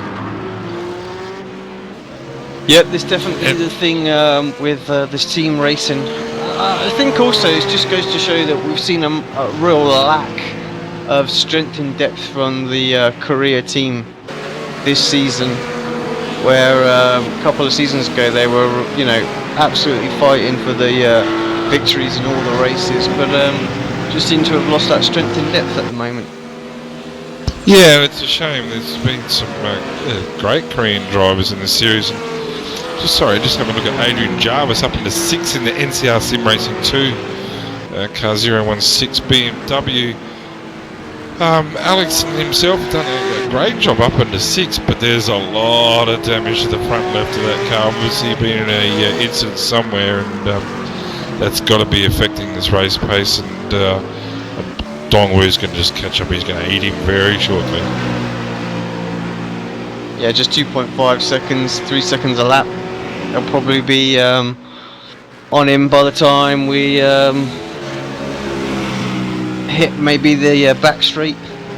But this is the thing about endurance racing is right now is that here we are and lap 54 coming up lap 55 is at the moment Dongwu is behind Adrian Jarvis. Now I'm not in any way being detrimental to Adrian Jarvis, but after 55 laps you would not think that that's possible, but that's the beauty of teams racing, the beauty of endurance racing. It just throws up so many variables. Yeah, absolutely. I'm looking forward to Suzuka. Hopefully they'll have a few more cars on there. I think that's the key important thing to the endurance race as well, is more cars. So next week not so much going on. There's no 24 hours of Spa, no Bathurst there, so should be a little bit busier on the grid. Yeah, and Adrian's just said Dongwu's going to be getting through him, and in the background Jazik Frazek. Yeah, considering the length of that pit stop that they had was incredibly long. I'd like to know what happened there. And whoa, Jarvis off now. I wonder what's happened there. Let's have a look at that. I'm hoping that Dongwu didn't give him a bit of a tap. Oh, he isn't giving him a tap, he's giving him a smack. Did not need to do that. Adrian was letting him through, so Dongwu a man in a hurry, but he's a man in a hurry to go nowhere, unfortunately, because there's such a significant gap in front of him. Up to 6th place now. Damage to the front of his car. I'm trying to find where 5th is. Oh, Raymond steers a long way up the road. But still 27 minutes to go. So yeah, there is a chance he might catch maybe an extra pit stop with Raymond. Unfortunately, I think that was just a bit of miscommunication there. I know Adrian had said that he'd let him go on the mic. One thing Adrian and all the drivers need to know is that not everybody's always listening on the same radio channel that you might be broadcasting on. And this is a very diverse league, and not everybody speaks English as well. Well, I was going to say, do we even know if Dongwu speaks English? Yeah, so that's something just for I mean, if you're watching this back and you've made it through to this point, thank you for sticking with us. And if you're watching it live, again, thank you for staying with us. But yeah, just as a note to the drivers, just use the Adrian just get a little bit out of shape, saves it. Does he? No, he doesn't. So I thought he was going to save it for the moment, but yeah, use those hotkey buttons. Most people know what they mean. So pass left, pass right is your best bet. Marcus Wang into the pits. I'm guessing Steve Bouquet's going to jump in. This is going to be their final stop of the day.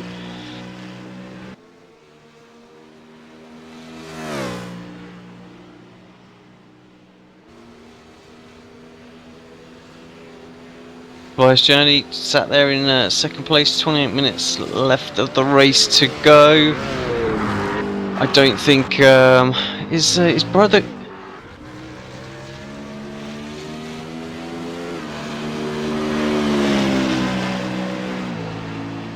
Ooh! A Corvette's in, and it's, as we just heard, a 2-minute tow. I'm just wondering what's happened here. Yeah, so what we're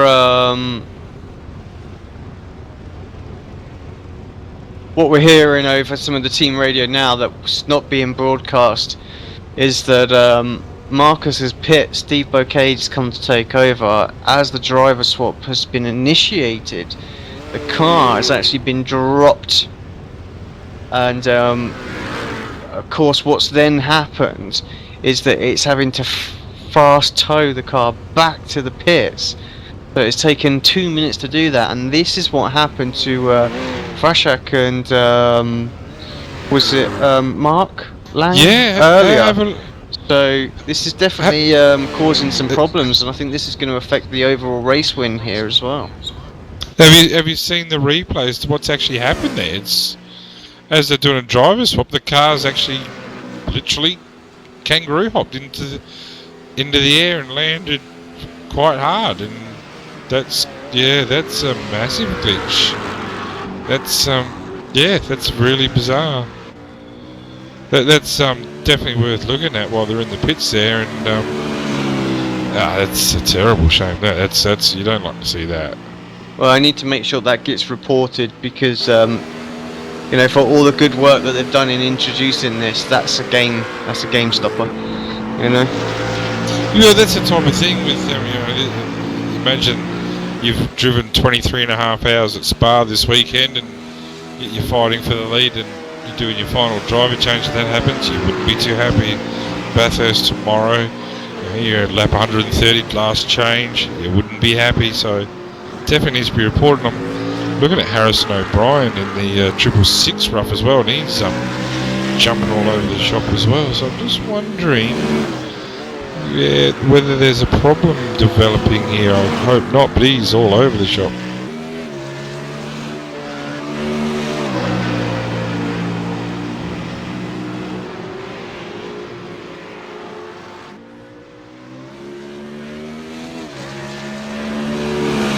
So with the Corvette back out now, a long stopper has to be said.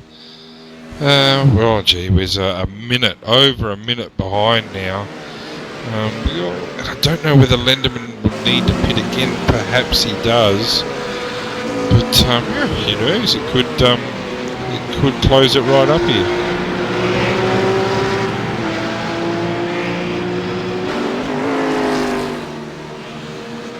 Yeah, I'm actually going to report this on the forum now because there appears to be another similar incident in a driver swap session as well, but not quite the same. So I think. So you're on top of that. I'm gonna do that now because otherwise it'll just get forgotten about, and this needs to be brought up as an issue. Yeah, and well done to you, AC, for doing that on their behalf and also on behalf of everybody. Because that's not what we want to see, and I'm sure that's not what iRacing would want either. But that's super unusual, and I think that you might be right. We didn't know what happened to Mark Lang, and perhaps that's exactly what happened to him as well.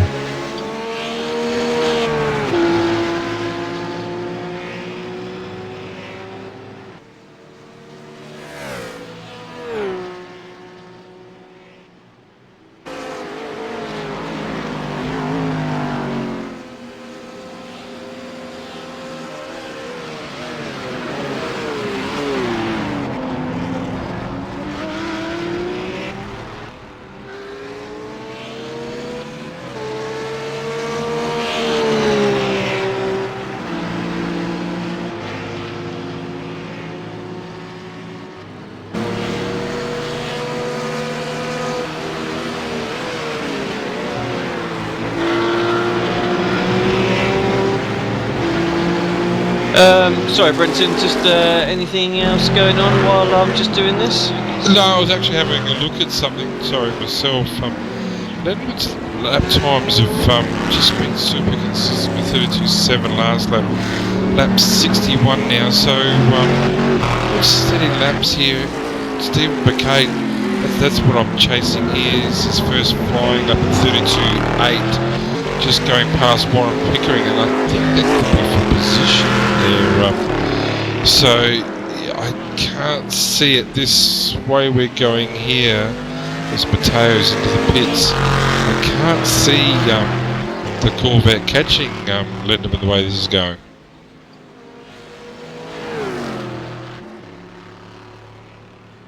Which is, really, it's they're a minute 26 behind. That was for position again. So Pickering down that spot, Bacate up a spot, but that's certainly put a damper on the race for Bacate and One, who've done a fantastic job to be out lead.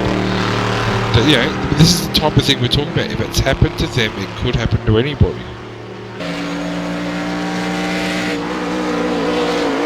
I'm just wondering whether it's a driver swap thing. I tend to think that it probably is. Yeah, we need to make sure these guys really get hold of the replay so we can see that. We need to see what's gone on there as well. But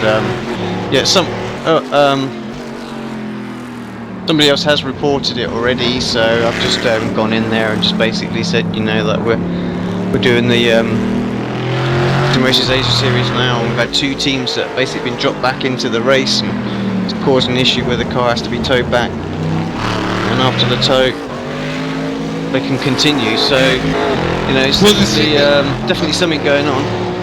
The thing that interests me is that there are fast tows in this. I'm wondering if it's a race where there's no fast tows, whether you have to get repairs done. That might be the case as well. Well, you'd hate to be sitting in the pits and you've done nothing wrong. You've brought in a clean car and all of a sudden you're falling out the sky. You do a tow, anything 2 minutes to wait for the tow, and then have some optional repairs or some required repairs as well. That would be a real kick in the teeth. Must be getting a bit late for you there at the moment. Oh, it's just Brenton. Being outside, it's been 43 degrees where I was today. It's been really hot, busy week by racing. And here I am sat in my garage with my little portable heater on because it's cold. I'm sitting underneath my air conditioner. It's blowing straight onto me because it's hot. It's only cool for here where I am in Australia, but it's been out in the sun all day, so it's just been a bit warm.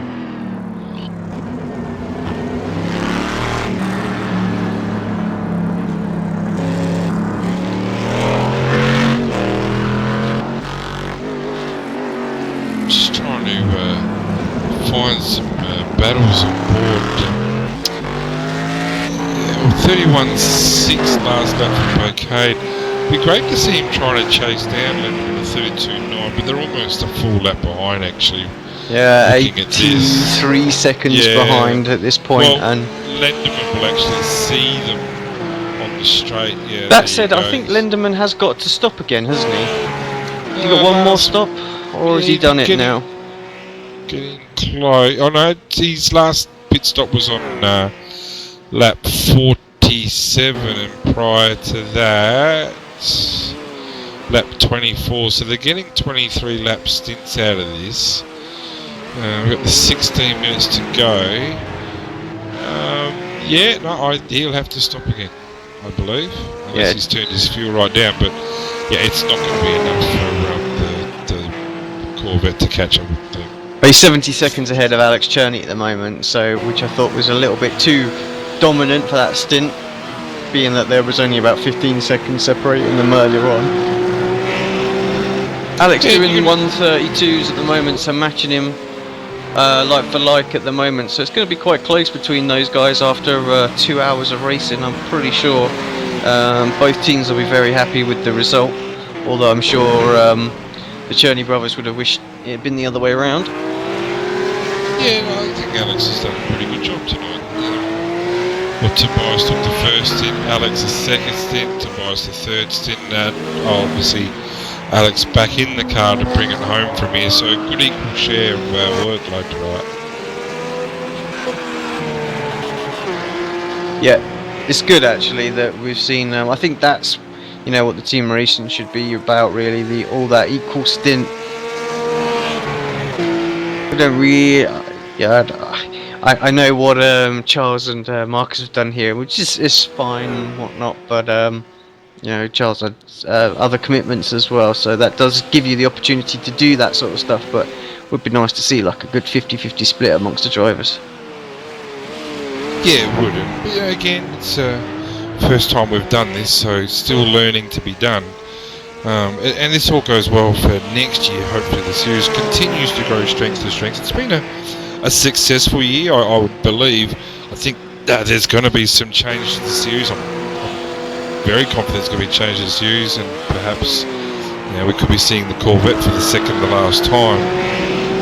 But with the introduction of the Ford GT3, which I'm surprised actually, probably in an endurance race that there's probably not more people in it. Maybe at a track like Spa where it's got the long pit stop, it might be suitable there, but it's because it does down on the pace and next season, well, probably the season after now, I'd imagine the Aston Martin will be available, which will be a sensational car. I can't wait for that. Yeah, I tell you what, I think that Aston will just will almost complete it. It's not. We're not quite there as far as like a GT3, Supreme Series goes. I mean, having been to the World Endurance Championship this year and witnessed the GT3 in all of its glory, you need the Ferrari in there. I'm afraid that Ferrari has to be there. It's the best sounding car out of all of them. The BMW and the Aston do stand apart amongst the rest as being pretty good, but the Ferrari is the one. It was by far the loudest car there that weekend, and actually rivaled the noise that some of the old F1 cars used to pump out as well, be it was that loud when it went past you. So that's the one we want to see. Make it happen, iRacing. Oh, it's not going to happen for free. I don't think the Ferrari give away the prancing horse logo for $1.40. It's very expensive, and I think that's why we've got the rough and not the Porsche. And it's very expensive just to give all that away. I heard that the Porsche was an issue that they give exclusivity rights to one game studio. I can't remember who it was.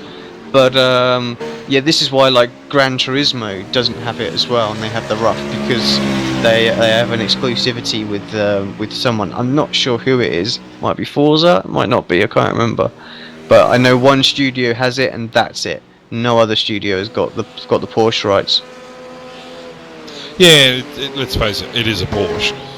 We just don't use the word Porsche. We use the word rough because that's what it's come across as. But it looks like a dog, smells like a dog, chances are it is, and it looks like a Porsche and it sounds like a Porsche, and it's everything but. Yeah, exactly that. I mean, it's just rebadged and rebranded, isn't it, at the end of the day? There's not a great deal of difference. I mean, the road version has just had some tweaks to the engine underneath it just to make it a bit more punchy, if anything. So, at the end of the day, it's a Porsche. Yeah, it is what it is. And Dongwu, good recovery here. He's thrown in some decent old laps, 32.5 early in this session. Consistently 34s, just dropped to a 33 then. So on the road to recovery, up into 5th now. Probably can't see him catching the Redback Racing team in front of him. This team, Warren Pickering is behind the wheel. Probably 40-50 seconds in front at the moment.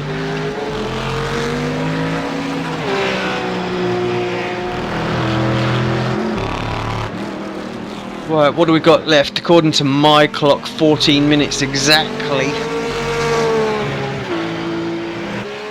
Well, what's your impressions here, AC, of... it is the first race, it's a test race. The biggest shame to me is... Well, there's two big things that are a bit of a shame to me. Number one is the numbers tonight. Has to be said it's low, but we know why. There's 13 cars here, but now we're having to divide everything into two because there's two drivers in each car. So straight away numbers are going to be low, and also there's other events on. But the disappointing thing I find is that car just dropping from the pits. It's going to need to be worked on. Yeah, that has to be. Like I say, that really that just kills the feature altogether. If you can do that, and for no fault of your own, apart from the sim, just get held in there. Nothing you can do, unfortunately.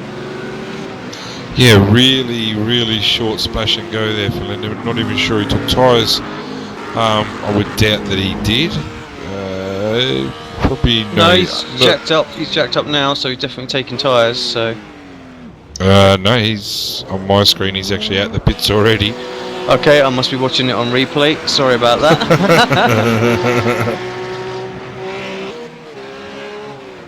No, you're right. He's well and truly gone. So apologies for that. I'm not sure how long that's been like that. It's a long race. That's my excuse. Yeah. It is. There's no doubt. We'll have to wait until the next lap round to see what the gap is, but it's definitely quite sizable. So good strategy call from those guys today, Charles and Marcus. Good strong pace from both of them. Charles did a very important role, and that was to hand the car over in good order and in the lead as well. And from there, Marcus has just been able to use the good work that Charles has done with saving the fuel early on and just punch out the laps.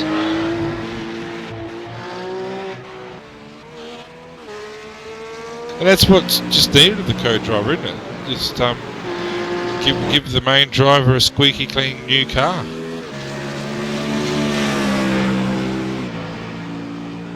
Right, here comes Alex across the start-finish line. Let's have a look, see what the gap is this time by. Not sure I trust my timing screen when it says 36 seconds, but let's have a look. 36 seconds. Apparently I should trust it. Yeah, I've got probably about 8 minutes to go here. So,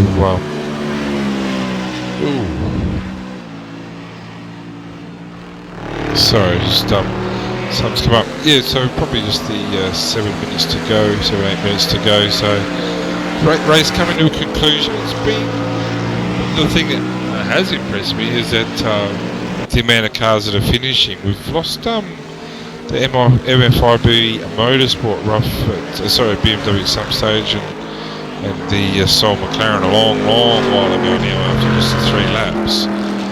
But the majority of the cars have finished, so congratulations to them so far. There's a bit of work to go maybe. Looks like Steve Bouquet's going to close up to the back of Alex Cherney as well. 2 seconds a lap faster, banging in really low mid 131s at the moment. So great pace out there from Bouquet, just trying to fight back best he can. I think they'll be happy to get second overall, even with that little bug that they've experienced. Yeah, it's not what they came here for, but if they can peg it back and what are we doing? 1 minute 30, so probably the 4 laps to go. I would imagine 4, maybe 5 laps to go.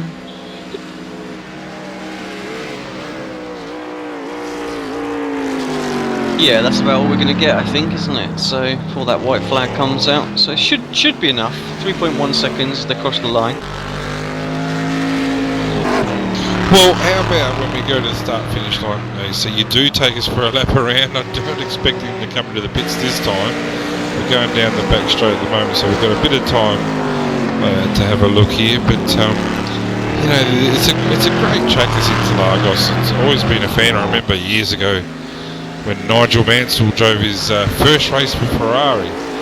Well, years and years ago now, using the famous number 27. Ferrari hadn't completed anything more than 7 laps in testing through the winter, and he came out and won his first race in Ferrari. That's got to be my favourite moment in Interlagos. Ed Senna winning, of course, is another one, but well, actually Mark Webber winning is a superb one as well. But yeah, it's a great track. It's highly respected track throughout the world too. But coming up to the start-finish lap, AC, take us through. We jump on board here then with Steve Bocade at, once again, the famous Interlagos circuit in Brazil.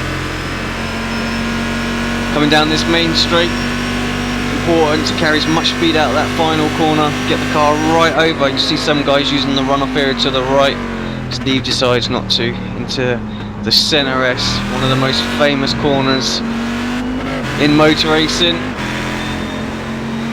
Important to gain really good speed through the second part of that corner. Steve just a little bit wide there over the curves, going to upset it but not lose too much time in these GT cars. Hard braking for this left-hander, use the curb on the inside, watch for the off-track on the outside there. Kiss the seat, apex here, got a little bit of traffic and Alex ahead as well. As we go into this long sweeping right-hander, natural understeer with the adverse camber of the circuit before we brake hard for the first of the hairpins. Use as much of the curb as you possibly can. Cambers on the inside curb here as well, help the car rotate around, hard on the gas for this next to the hairpins. Again, the camber just helps you turn in.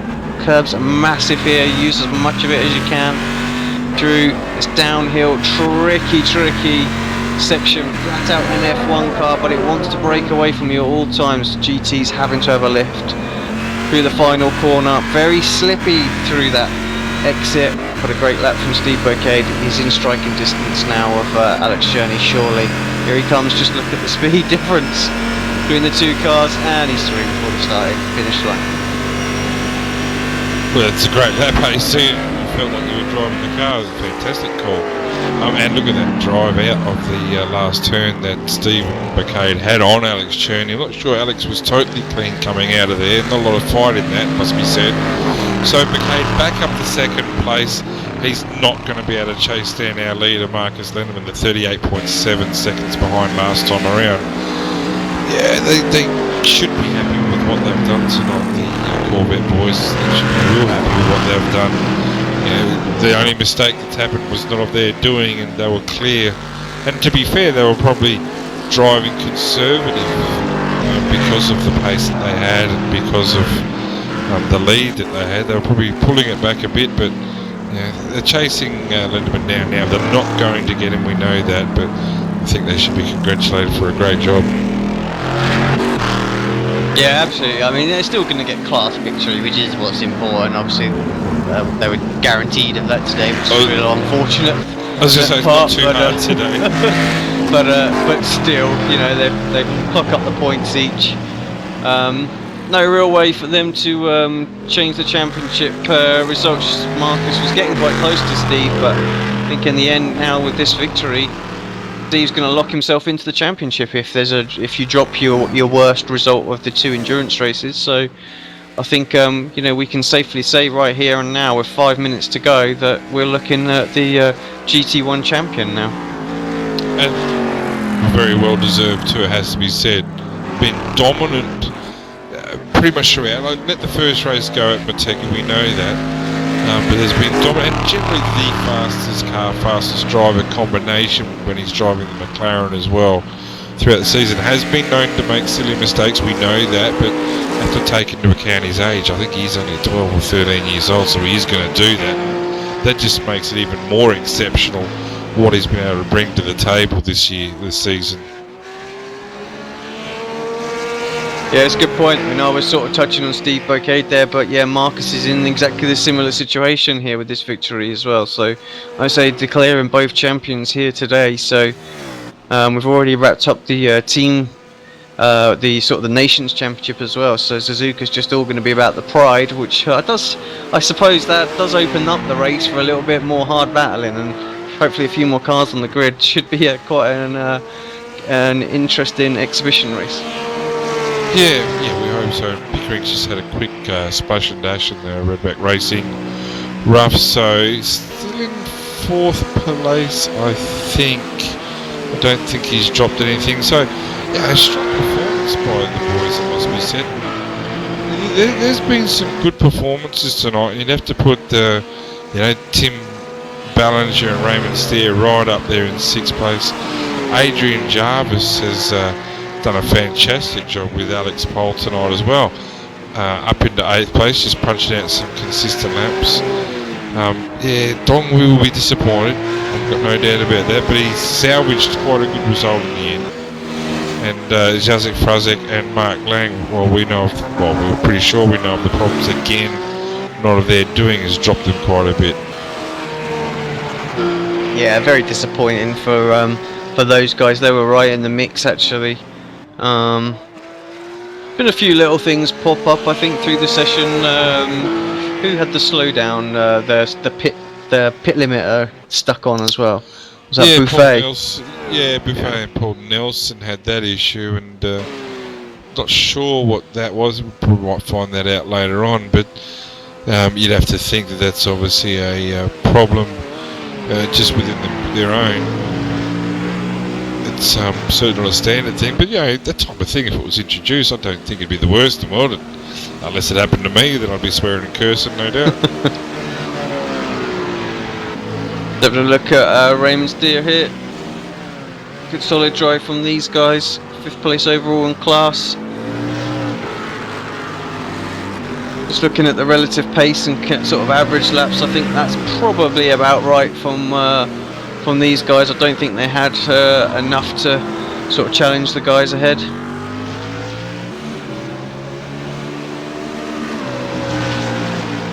It'd be interesting to see also with the skins. We elaborate pretty much as early as lap 1 tonight. With it does miss that little bit with the trading packs not linking up with the teams. There are ways around it, from what I understand, with hosted sessions, but. I think we'll just need to get the guys to submit the skins to us before the race next week, so that we can have the official ones rather than the default ones that are built within iRacing. So and also we'll get the team names all submitted to us in advance as well with the driver lineup, so we have those, and no matter who's in the car, we can see who they're racing for. So closing stages. The white flag would be out, so Lenderman now, I'm thinking he's on the last lap.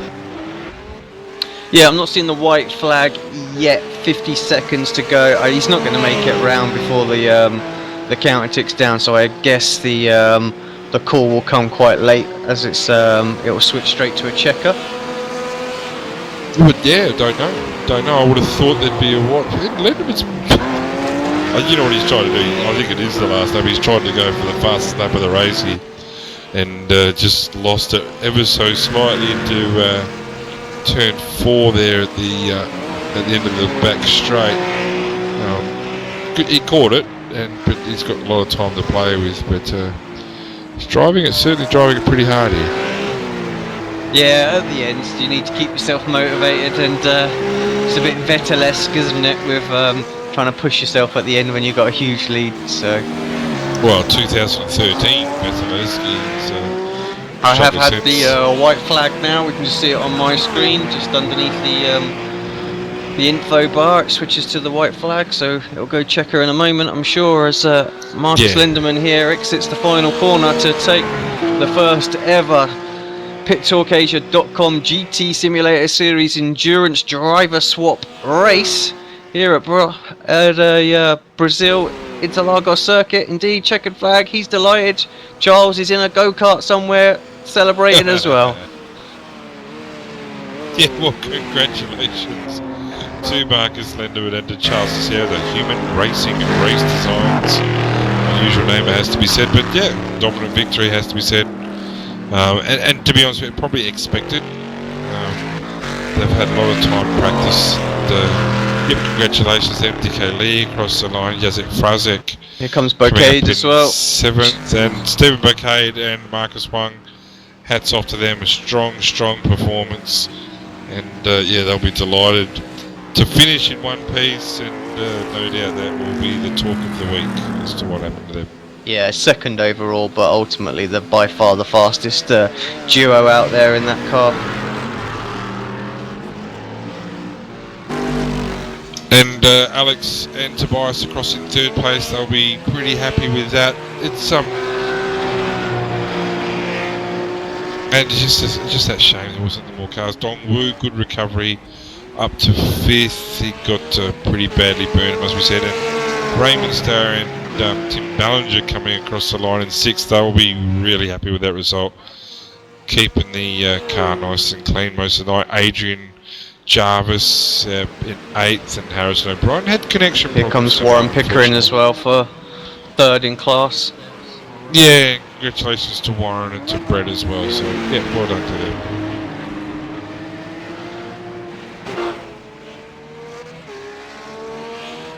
We just take a look at the results then. Confirm Marcus Lindemann by 35 seconds from Steve Bocade. Then Alex Journey obviously takes the third place. Warren Pickering, Dongwoo Gang, Raymond Steer, Freshak followed by Jarvis, Lee, Buffet, and obviously we had some retirees, Harrison O'Brien, John Anthony, Min Park there.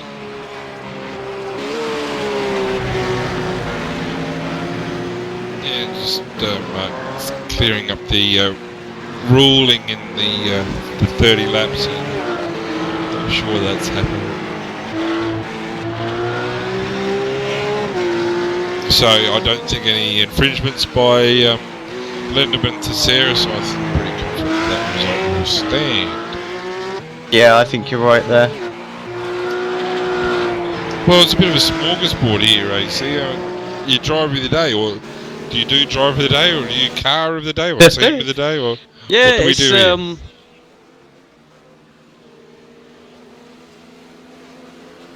Yeah, it's tricky. I think just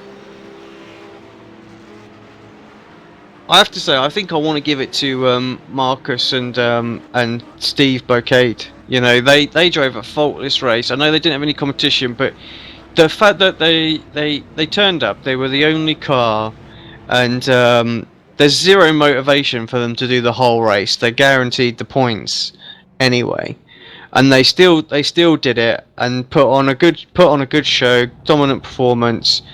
Had their little bug and still stayed with it. You know, the motivation, self-motivation for each other to do that is just great. So I think they deserve a lot of credit for sticking around and doing that whole race there.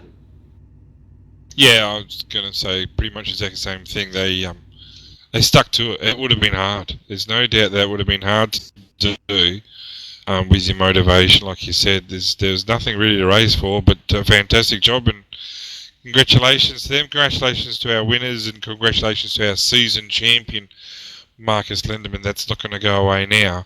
So a fantastic, dominant performance over the season. Dong will be disappointed tonight. He drove a solid race, but ultimately, as you said, the depth of the Korean team was really found wanting tonight. Yeah, definitely. Yeah, you obviously congratulated Marcus there for season victory, overall champion. Steve Bocade as well. Now I think that with the drop in place for the endurance race, it can't be beat now by Marcus Huang. So you know, those guys, series champions. They will be first dibs on the prizes. We hear that there's a potential that obviously Marcus might not be able to partake in that, so that's still all on for second place. But Charles definitely moves himself back into the driving seat. We'll have to see what happens next week, because it could be a case of Alex and Tobias get a victory next week at Suzuka, and then Tobias would have next dibs on that prize. Yeah, and hopefully it'll be a busy Suzuka as well. But yeah, I think that's about it. I'm not sure we're going to be doing interviews tonight. Charles not here. We've already spoken to Tobias, so I think it's almost a wrap, mate. Yeah, I think we'll wrap it up. Actually, we've had a little chat with some of the guys in there, and we can speak to them next week if needs be. But it's been a long hour broadcast. It's been good. The race as a spectacle, I think, just spread apart after about the second pit stop. It was really close to the first little bit of going, but yeah, unfortunately, a couple of little things with the system ruined it a little bit for us there as well. But still, nonetheless, some good driving out there, and we look forward to Suzuka and doing this all over again. Just want to quickly, before we do go though, Brenton, I just want to give a shout out and thanks to all of the sponsors. Actually, do you know what? Steve Bouquet's just jumped in, so we will have a chat with him as he is series champion. But yeah, let's quickly thank PitTalk Asia, the authority in Asian motorsport, Sim Races Asia, Mark Lang. Don't forget to subscribe on Twitter, Facebook, and YouTube. Hit the like button, hit the share button, do all that good stuff for us. And I will bring in Steve Bouquet right now, GT1 Series champion. First off, Steve, I guess you're actually. I'm going to bring your teammate in for this one as well. Hi, Marcus. Sorry, just started to have a quick chat with Steve, but as you were both driving in the same car today, we'll chat at the same time. But I think with the drop round in the Endurance Series, Steve, you're pretty much confirmed now as Series champion. So you teamed up with Marcus today. Marcus, no way to fight back with you guys taking the GT1 class victory. But Steve, yeah, so congratulations, Series champion. I think pretty much confirmed now. So you must be delighted with that. Yeah, I'm real happy with the season. I'm glad I made it on the top. I wasn't expecting it at the beginning, but it's been great racing so far and racing with Marcus. And Marcus, yourself, obviously second place overall. Really, there was nothing you could do today. Obviously, you were teaming up with Steve, so you pretty much accepted the fact that it was going to be second in the championship for yourself. Yeah, thanks, Alex. Congratulations, Steven. Yeah, I know he's winning. He's a better driver. I'm just glad I can drive the Corvette, really. I mean, just to talk to you both about today's race, obviously spoiled a little bit. I mean, both myself and Brenton give you guys drivers of the day purely because you know you're the only guys out there in the Corvette. The motivation to continue. There really wasn't any, yet you did the whole race, and you had the problem as well that stopped you from getting the overall victory. So, you know, I just take my hat off to you guys for sticking with that and, you know, putting in that sort of performance today. Yeah, thanks, Alex. That was really unfortunate. The 2 minutes, for some reason, the car dropped from the sky, as Steven explained it. Yeah, we just lost 2 minutes then. I just wanted to quickly say, actually, while I've got you here, I posted about that in the problems area of the forum, and I think you guys should also mention it because that's a bit of a showstopper as far as the driver swap goes. There is somebody else already talking about it, but I think it could be good for you guys to put your feedback in on that as well. Absolutely. Well, just as a question in regards to that, congratulations, Stephen, for the championship and to Marcus as well for the great drive tonight. You got a 2 minute tow, but did you receive any damage to the car, or was it a quick tow was used because of it? Because it would kind of rub salt into the wound if not only if the car starts falling out the sky and then you've got to take the pill of a 2 minute tow, but it would be a little bit too much to bear if you had to put up with you know, some damage to be fixed as well. So do you know if there's any damage to the car at all? Not that I know of. All we did was jump out and jump back in on just a 2 minute tow. We didn't hit anything. I think I was on 0x all the way.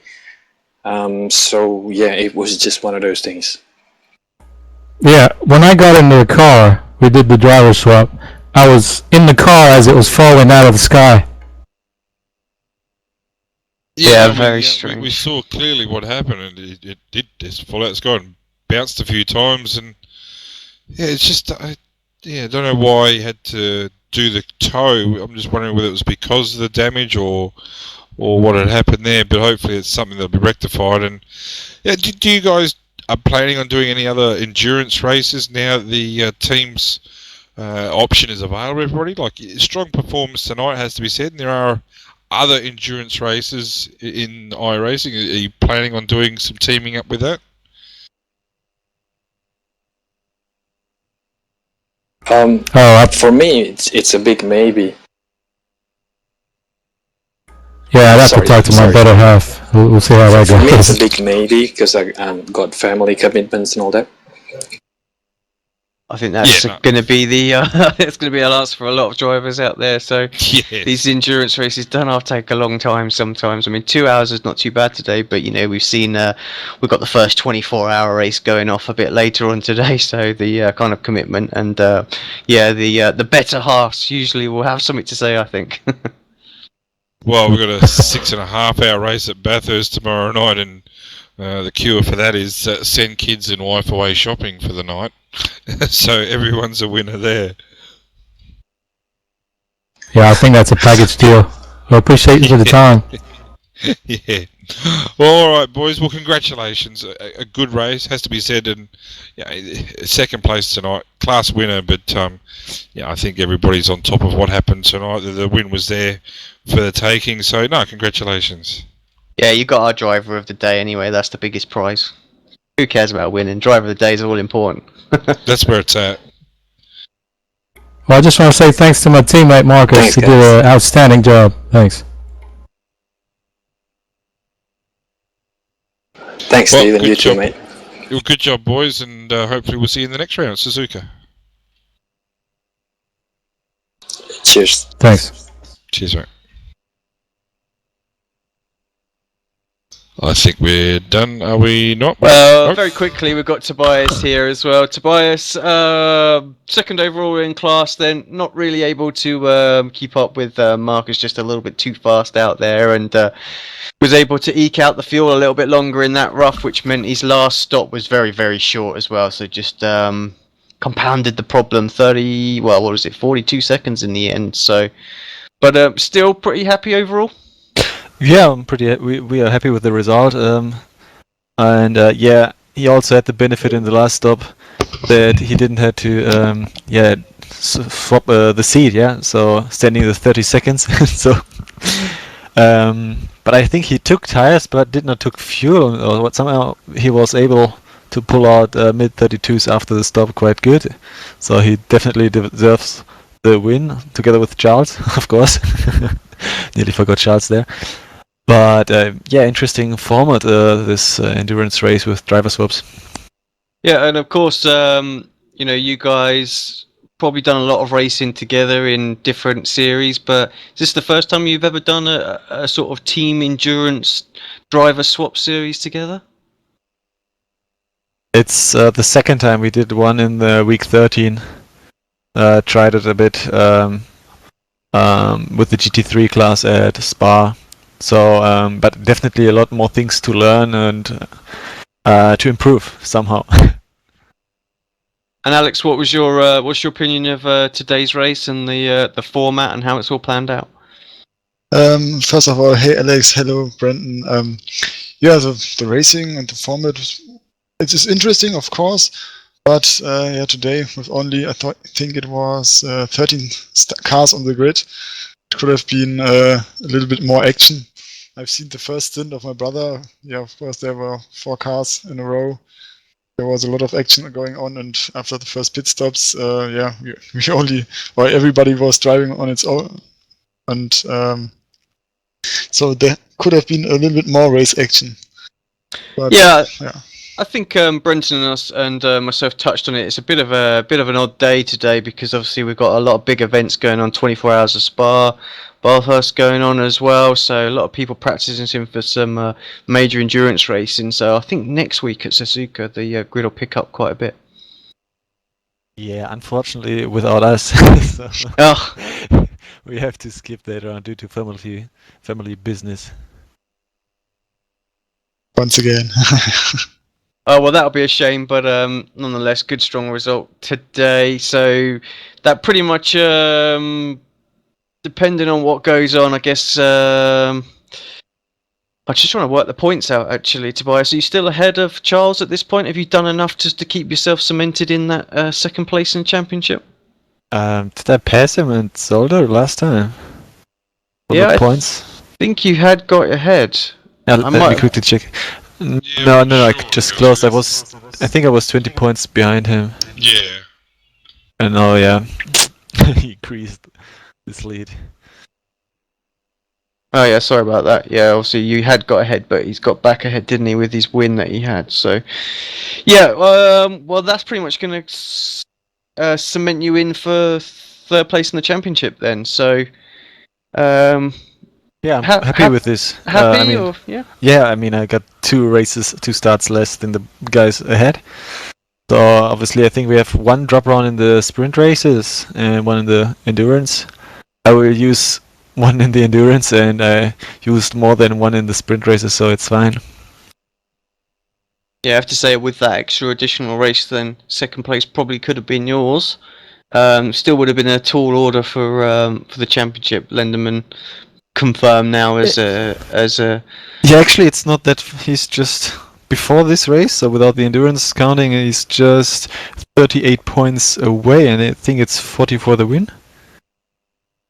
So if I had 1 race more, could have been very close there. Indeed. Well, that's something to motivate you for next season. Will you guys be returning for next season?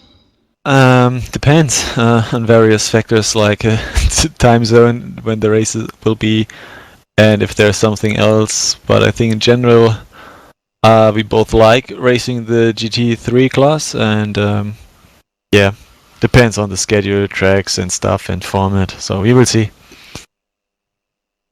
But I think it would be glad to race again. Sim Racers Asia. Cool. Well, thanks very much, fellas. Enjoy the rest of your weekend. Hopefully, we'll catch you for next season, as long as all the time fits for you guys. But I'm sure we'll see you in the odd exhibition V8 race that might go off this season as well. Yeah, so I'm really enjoying the whole, and I also we got some official racing going on during the week, also for European suitable times. So I was actually just looking at that, Alex, as for the first time ever, I've actually seen. Yeah, there's one guy who's actually had 11 starts in the Holden so far already this week. Awesome. 11 official races for the whole week, so that's a big step up. Yeah, that's quite a change. So good to see that community's taken to the car. Right, thank you very much, fellas. We're going to wrap up the show. You enjoy, like I say, you enjoy your weekend, and we'll see you then. Hey, thank Yeah. you. You too. Bye. See you, boys. Right, Brendan, 1 race to go then. Yeah, I'm pretty much cooked tonight. Thanks very much. Yeah, that was a long race. Good experiments. Yeah, lots of things were learned. Great. Well, thank you everybody for tuning in, sticking with us all the way through this broadcast. Those of you that have made it all this way, listen to the interviews back and everything else like that, good on you. Hit that subscribe button, hit the share button. But for myself and Brenton here at Interlagos, we wish you a good day, and we will see you next week from Japan.